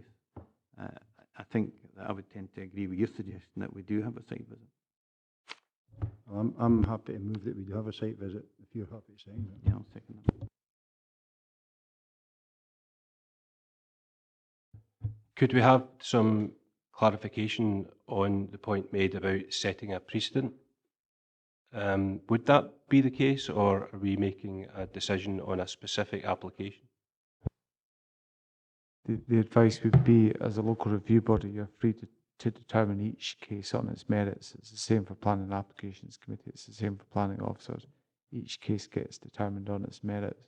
You will tend to find that various applicants will try and draw comparisons to previous decisions of the council, but each case is different in its circumstances, even if it's only a subtle difference, so you can't directly compare them. They're all slightly different in terms of the way things stand at the point of determination. Each site is subtly different. You'll find the combination of policies and so on is often different at the point of determination. So it's a case of each case is determined on its own merits at that point in time. So it doesn't set a precedent? There is no precedent. We have two options on the table here, Claire. I'm looking for guidance here. Yeah, well, you've got, obviously yourself, Chair, proposing that a site visit be undertaken, seconded by Councillor Blake. I would recommend that you first confirm whether you want to have a site visit before taking it further. That follows General Council standing orders, doesn't it? I would suggest we don't need a site visit. Are you seconding that, Andrew? We'll go for a site visit. We'll take a look. So, you've no seconder? No. Okay, so we're having a site visit. So a day out in Lochmaben, Patsy. Okay. Can I just ask, Chair, that means that it has to be this committee? Yes. Can't be No, anyone else. substituted? And obviously we'd request that Robert accompanies us because he's our individual and the clerk. Yep. But for clarity, I'm assuming that's an accompanied site visit with the clerk and your planning advisor present and attending as a committee. Just a question, if it's an accompanied site visit, would you request the applicant to be present there as well on the day? I mean, it's a matter of the local review body. You can issue a procedure notice, which is basically a formal term for a letter setting out to parties that you're intending to have another process. In this case, it's a site visit. That would either be accompanied or unaccompanied. You would put forward a date and time, and you would invite all the relevant parties.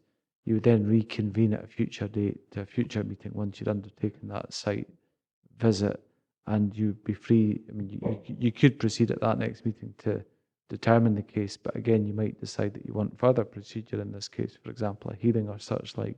It remains open to you. But at this point, you're deciding, if you're going to have an accompanied or an unaccompanied site visit, and if it's accompanied, who are you going to ask along to that site visit? And are you going to be asking for any additional information before the site visit? I'm assuming not, but these are the kind of things you want to think about at this stage before we issue the procedure notice. Well, the process certainly allows us to ask for the clerk and you to be there. I think that's right, and personally, I don't fancy somebody tramping all over my property without being there, and I think it would be only reasonable that we would ask the applicant to be there, given it's their property. Ian, is there someone else? No, it's really that. It was just if the applicant didn't mind us looking at their window, not so much in their windows. Really the purpose of the site visit is to see the house itself and in the context of the neighbourhood. So it wouldn't be an issue if the owner was there. The only other thing is that, bearing in mind the time of year, timetabling might be quite difficult. So we'll need to get together when it's going to be the same members. That was actually going to be my question to Robert and Claire. Really, is there any restriction in time, or when does this have to happen? From today, is there anything laid down in the way that the local review bodies are run? I know we've just sat the exam again, but we didn't all get 100%. No, Chair, it would just be a case of adjourning this item to be reconvened at a future meeting following the site visit. And as Robert's already outlined, maybe once that meeting is reconvened, you've got options for further procedures. It takes us as long as it takes, but obviously we try and do it as quickly as the diary allows. Absolutely, and just to reassure that there'll be three Strathclyde's finest peering through the windows if that was the case. Ian, we've plenty of experience of that, haven't we? But so that's the decision, site visit? Yep. Chairman, can I suggest maybe delaying it to after the recess? Well, I'm certainly comfortable with that, because I think it is, because I've got a wee holiday just after the recess as well, so we'll obviously work the diaries round when we can with the two officers. So it might take some time to get the diaries pulled together, I would suggest, but it's not going to affect the house or the property in the meantime, so I don't see any problem to rush it at this moment in time. Are we comfortable with that? Yeah? Yep. Okay, thank you. That's item 5. Move on to item 6. I'm just horsing on. The reason that is because I've got another committee at 2 o'clock. But if I'm late for that, I'm late for it. So we move on to item 6. Do you want a couple of minutes yourself, or are you quite happy just to continue? Yeah. Okay. We'll get out of the way. Okay. Mark, over to you. Right, item 6, Penklin Farm, Garlieston, Newton Stewart, refusal of planning permission for erection of 2 holiday chalets, installation of 2 septic tanks and 2 soakaways, and formation of accesses. 16P10060. You have the notice of review and related documents, report and handling, observations of the appointed officer, the planning application form, decision notice, relevant extracts from the local development plan, and photos of the application site and locality. The grounds of refusal are in this case on page 486. The proposed chalet development does not form an extension to an existing site, is not associated physically with an existing hotel, and does not form an integral part of a tourist attraction facility or outdoor recreation facility. Furthermore, it does not involve conversion of a traditional building or reuse of an existing farm building. As such, the proposal would be contrary to the Council Development Plan Policy as stated in Dumfries and Galloway Local Development Plan Policies ED10 and ED2. You have the requested method of determination being that it be done on a review of the documents only with no further procedure. The grounds in the notice of review are in summary. It is noted that the delegate report that in respect of the on-farm tank driving experience, the case officer confirms that this would qualify as a potential fit with policy that the proposed accommodation would form an integral part of a tourist attraction facility or outdoor recreation facility. The applicant has stated that the tank driving facility has been in operation for some 19 years and within the last year has expanded to include additional activities. Further, the applicant considers the scale to be sufficient to offer accommodation to customers and considers this to be fundamental to the further expansion of the business. Consideration was given to comments in the delegated report of April 2015 in relation to the application 14P10392 and reducing the proposal from 3 chalets to 2. There are no traditional farm buildings which could be converted for this purpose. In order to support and grow the existing farm diversification business, new accommodation would require to be added. In terms of location, the proposed site is located in close proximity to the existing tank driving site, while giving consideration to practicalities such as vehicle access services and general farming practices. The delegated report also makes references to policy ED2, which states that proposals which expand existing businesses or create new ones in the rural areas will be supported. The applicant considers that the proposed chalet meets these criteria and would support the expansion of the existing farm diversification business. This policy also specifically mentions farm diversification, which this proposal would support. You also have letters of support have been obtained from local businesses. Further comments from the appointed officer, the relevant local development plan policies, so that the main issues for the local review body to consider are: does the proposal conform with the relevant development plan policies, and critically, does it comply with the LDP policies ED2 and ED10? If not, are there any material considerations which indicate that planning permission should be granted as an exception to policy? So again, it outlines members in the first instance to consider if they have sufficient information to consider the review. Okay, as per the last two, we'll just go through this one by one, and we'll go the notes of review, item 1, that's on pages 431 to 440.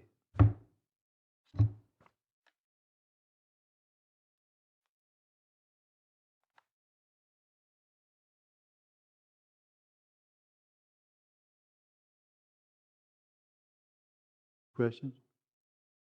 Okay, move on to item 2. Sorry, Andrew. I've got a quick question about the recommended decision, which is reviews on the grounds of, well, I'll cut it short. It says that it does not form an integral part of the tourist attraction facility or outdoor recreation facility.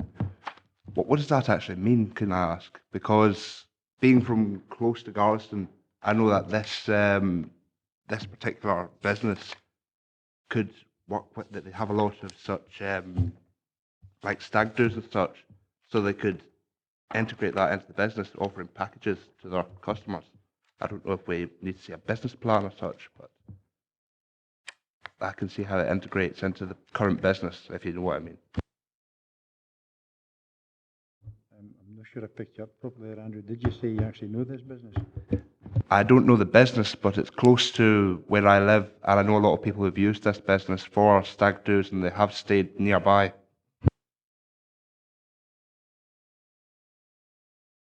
Give him a chance. I think when I'm looking, again, I'm reviewing the appointed officer's decision on this, and I think the key part is when you look at the appointed officer comments, so that's pages 461 and 462.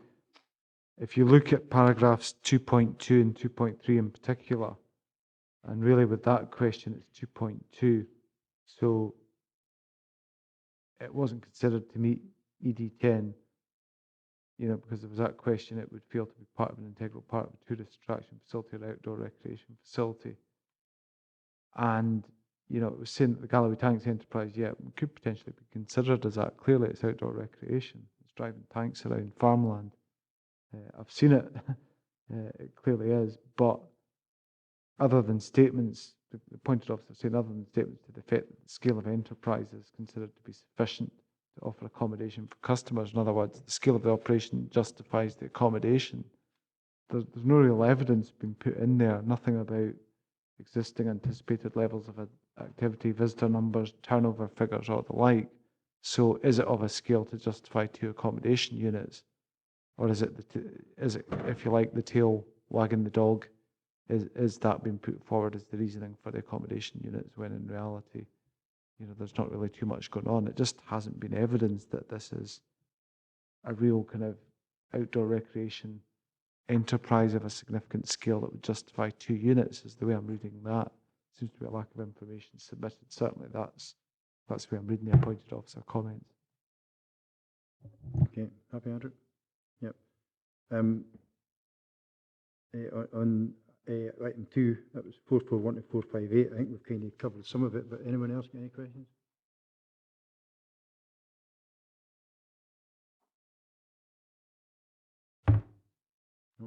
And we'll move on to item 3, observations of the appointed officer, 459 to 462.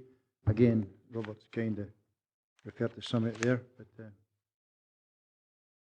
already.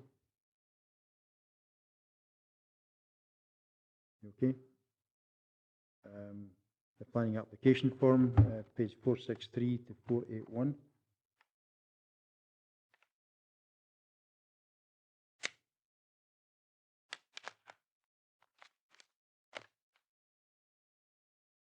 Any questions on that one?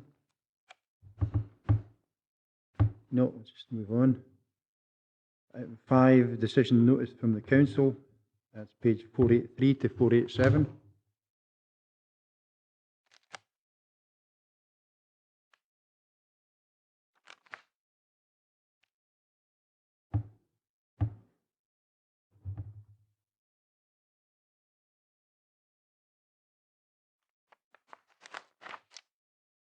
Okay, no questions. We'll move on to 6, the relevant extract from the local development plan. That's 489 to 561.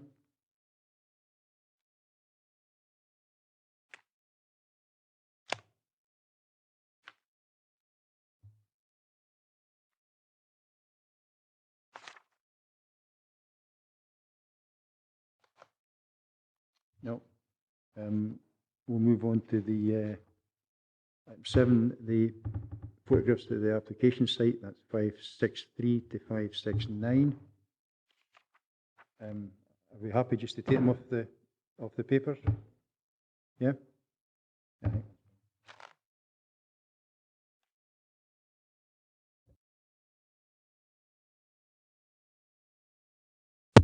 Could we go back to the policy ED2, which is on page 492, which does say that proposals which expand existing businesses will be encouraged to locate within an immediately adjacent local centre and all the rest of it. This would seem to be to allow to expand an existing business. What do we need to know about that business in order to support the expansion of it? Is the fact that there isn't any, there's no indications of use of the tank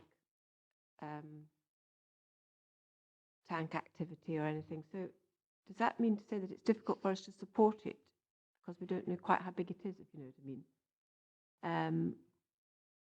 And that's kind of the same with the farm diversification proposals. You don't know how the diversification works within the farming situation. We're given we don't, within this report, we're not seem to be given any figures or facts. And I don't know how, and it doesn't help us in here as to what we need to have in order to make that decision. Sure, it's certainly one of the things I picked up in if you look at the appointed officers comments as they appear again in pages 461 and 462, there is that difficulty there in terms of policy ED2 because it does encourage farm diversification proposals which support and complement the existing farm business. And it says priority should be given to the reuse of existing farm buildings, but the information that's been put forward makes absolutely no reference, from what I can see, to reusing existing buildings. So they haven't put forward that justification. The difficulties I see in terms of E10 again, and that this is going to the appointed officer comments, is they've not really justified any kind of statement as to how the tourist accommodation is integral to this outdoor recreation facility. There hasn't been a justifying statement saying, well, we need 2 units at this location in combination with this development because of X, Y, and Z. It just seemed to be completely lacking. So it seemed to me to be a case that maybe could be the subject of future justification, but that was just, it wasn't there. It wasn't obvious what the case was, but maybe a case could be made that would result in a different outcome. So just for clarity then, so if for example, they'd taken one of the steadings or something or 2 of the existing farm buildings and adapted them or into accommodation, that would have been more acceptable. Do I understand the policy correctly? The policy saying priority should be given to the reuse of existing farm buildings, yeah. So in other words, you would expect in an assessment somebody to look at existing farm buildings, and if they're proposing something new, like in this case, they would provide an assessment as to why they hadn't gone for reuse of existing buildings, you know, for whatever reason. I think that, for me, that's the crux of it. Without getting far in front of ourselves here, that's the crux of the matter. For me, you know, where's the evidence that they've actually exhausted that process? I can't see it anywhere, unless I've missed it. We'll move on. Do back the pictures, photographs, pictures. These pictures relate to what you have in your papers in front of you on pages 565 to 570, but these will hopefully be a lot clearer. So this is the application site. It's an aerial view. You can see Garlieston just at the central part of the bottom of this slide. And Penklin Farm is off there to the kind of northeast. Slightly overexposed, but this is a general view of the access track and the site on approach, looking from the southeast. So that's looking, this works, from the bay type direction from the southeast. This is the application site, again looking from the southeast, so you can see the kind of character of the low-lying farmland, quite a settled landscape, quite attractive. And this is a view from the southwest. You can see Penklin Farm steading just beyond in the distance from this viewpoint. And this is a closer view of the access track from the northwest and the application site itself. So this is from the northwest looking towards the sea at Garlieston. And that's the site from the north. Southwards, quite a flat open site just now, and another view of the same site from the northeast and from the southeast, and another one from the southeast. So you can see it's glazed agricultural land at the moment. The access and junction with the public road, you can see this here. This is at the rope walk, so at the end of Garlieston. Just gives you an idea of how that is as it stands.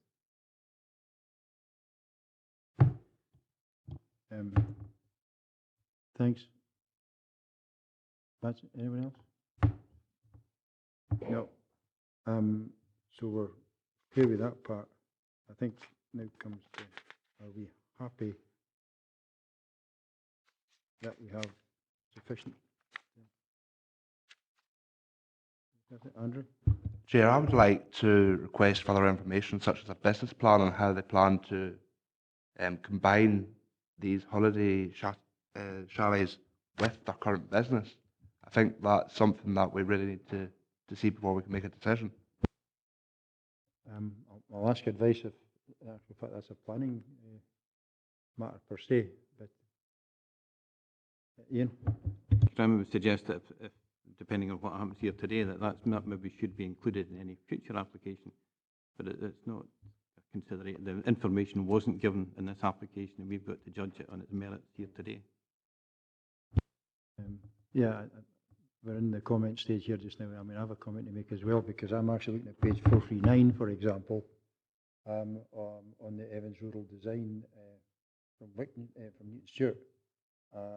With regard to policy preference for conversion, reuse of traditional buildings, we can confirm that there are no traditional farm buildings which could be converted for this purpose. So I've got a problem with that part, saying that we should be looking at to convert a building, and when they've got experts in who've said there's no building suitable to convert. That's my part of the conversation here, rather than deliberation at this stage. I think Andrew's suggestion was about a business plan, so I think a business plan should maybe have formed a part of the original application, but it's not, and we've got to judge it on its merits here today. It might be considered at a future time, or a future application. Should be not. I'll take that under advisement, Ian, because I'm not sure if we can actually insist on a business plan for a planning application, but I mean, common sense tells you the business should do that anyway, but whether it's part of planning regulations or not is a different matter. And I would take that under advisement. I would think we'd probably need to get some advice on that one, but... Sorry, if I can just clarify, I didn't actually say that, or proposing that we tell them to do that. I'm saying that it wasn't included in it, so we can't consider it. And we've got to consider it under the information that we have.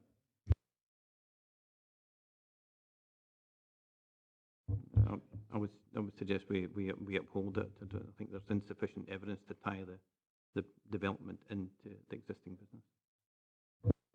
To say I agree with that, Andrew? From my local knowledge, I take a different view to that. So I would vote to overturn the decision. Okay, do you have a seconder?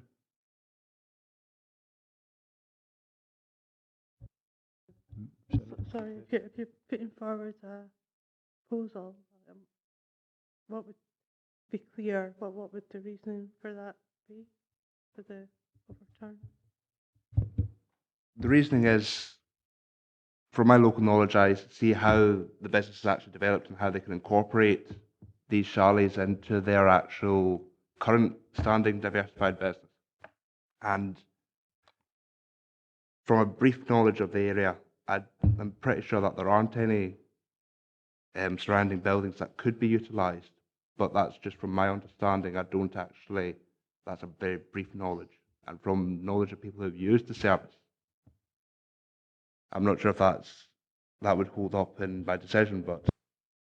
Can I just ask, I'm looking at the two advisors here to see if that's actually competent, Andrew. It's well intentioned, but is it competent? And it's, I think it's a question we need to ask.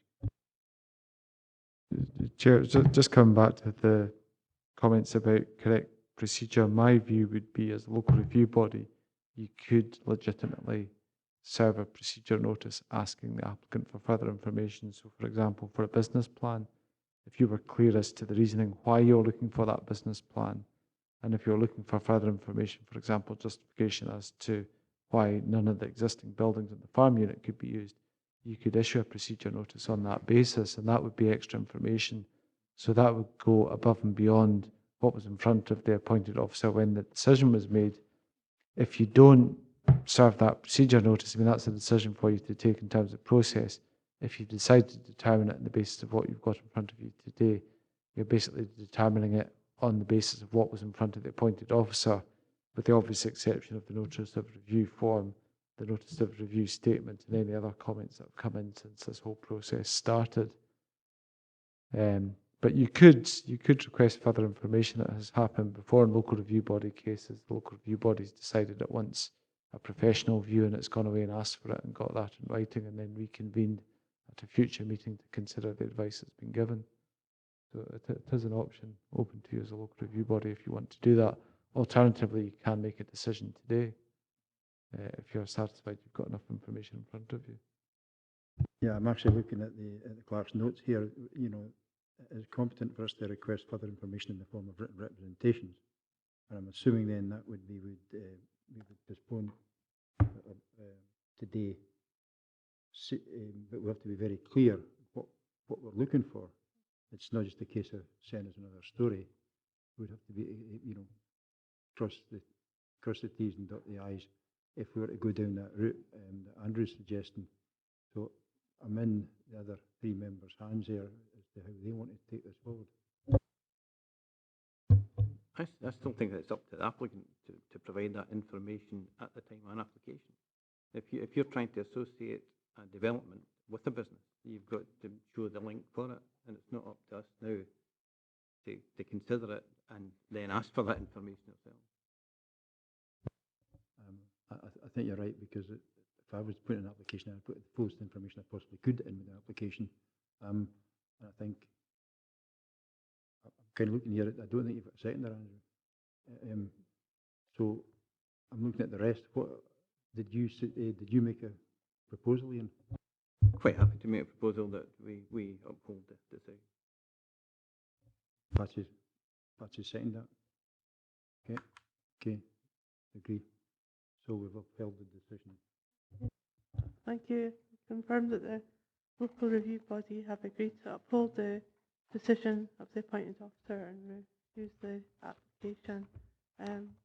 For clarity, councillor, would you like your dissent recorded in the minute, given that you weren't in agreement? Can we record the sentence? Yeah, in accordance with our standing orders, Chair, it says can be recorded where a proposer fails to get a seconder for a motion. That's why I was asking for reasoning as to why the motion is basically to reverse the decision of the appointed officer and grant the application as it is fitting with the local area. The reason I'm asking, Claire, is that there are other small committees within the council that we're not able to, because it's a committee decision and it's not, so you can't actually. So I mean, I'll bow to your greater knowledge in this, but I mean, as a body, we make a decision. We make a decision. I think is the.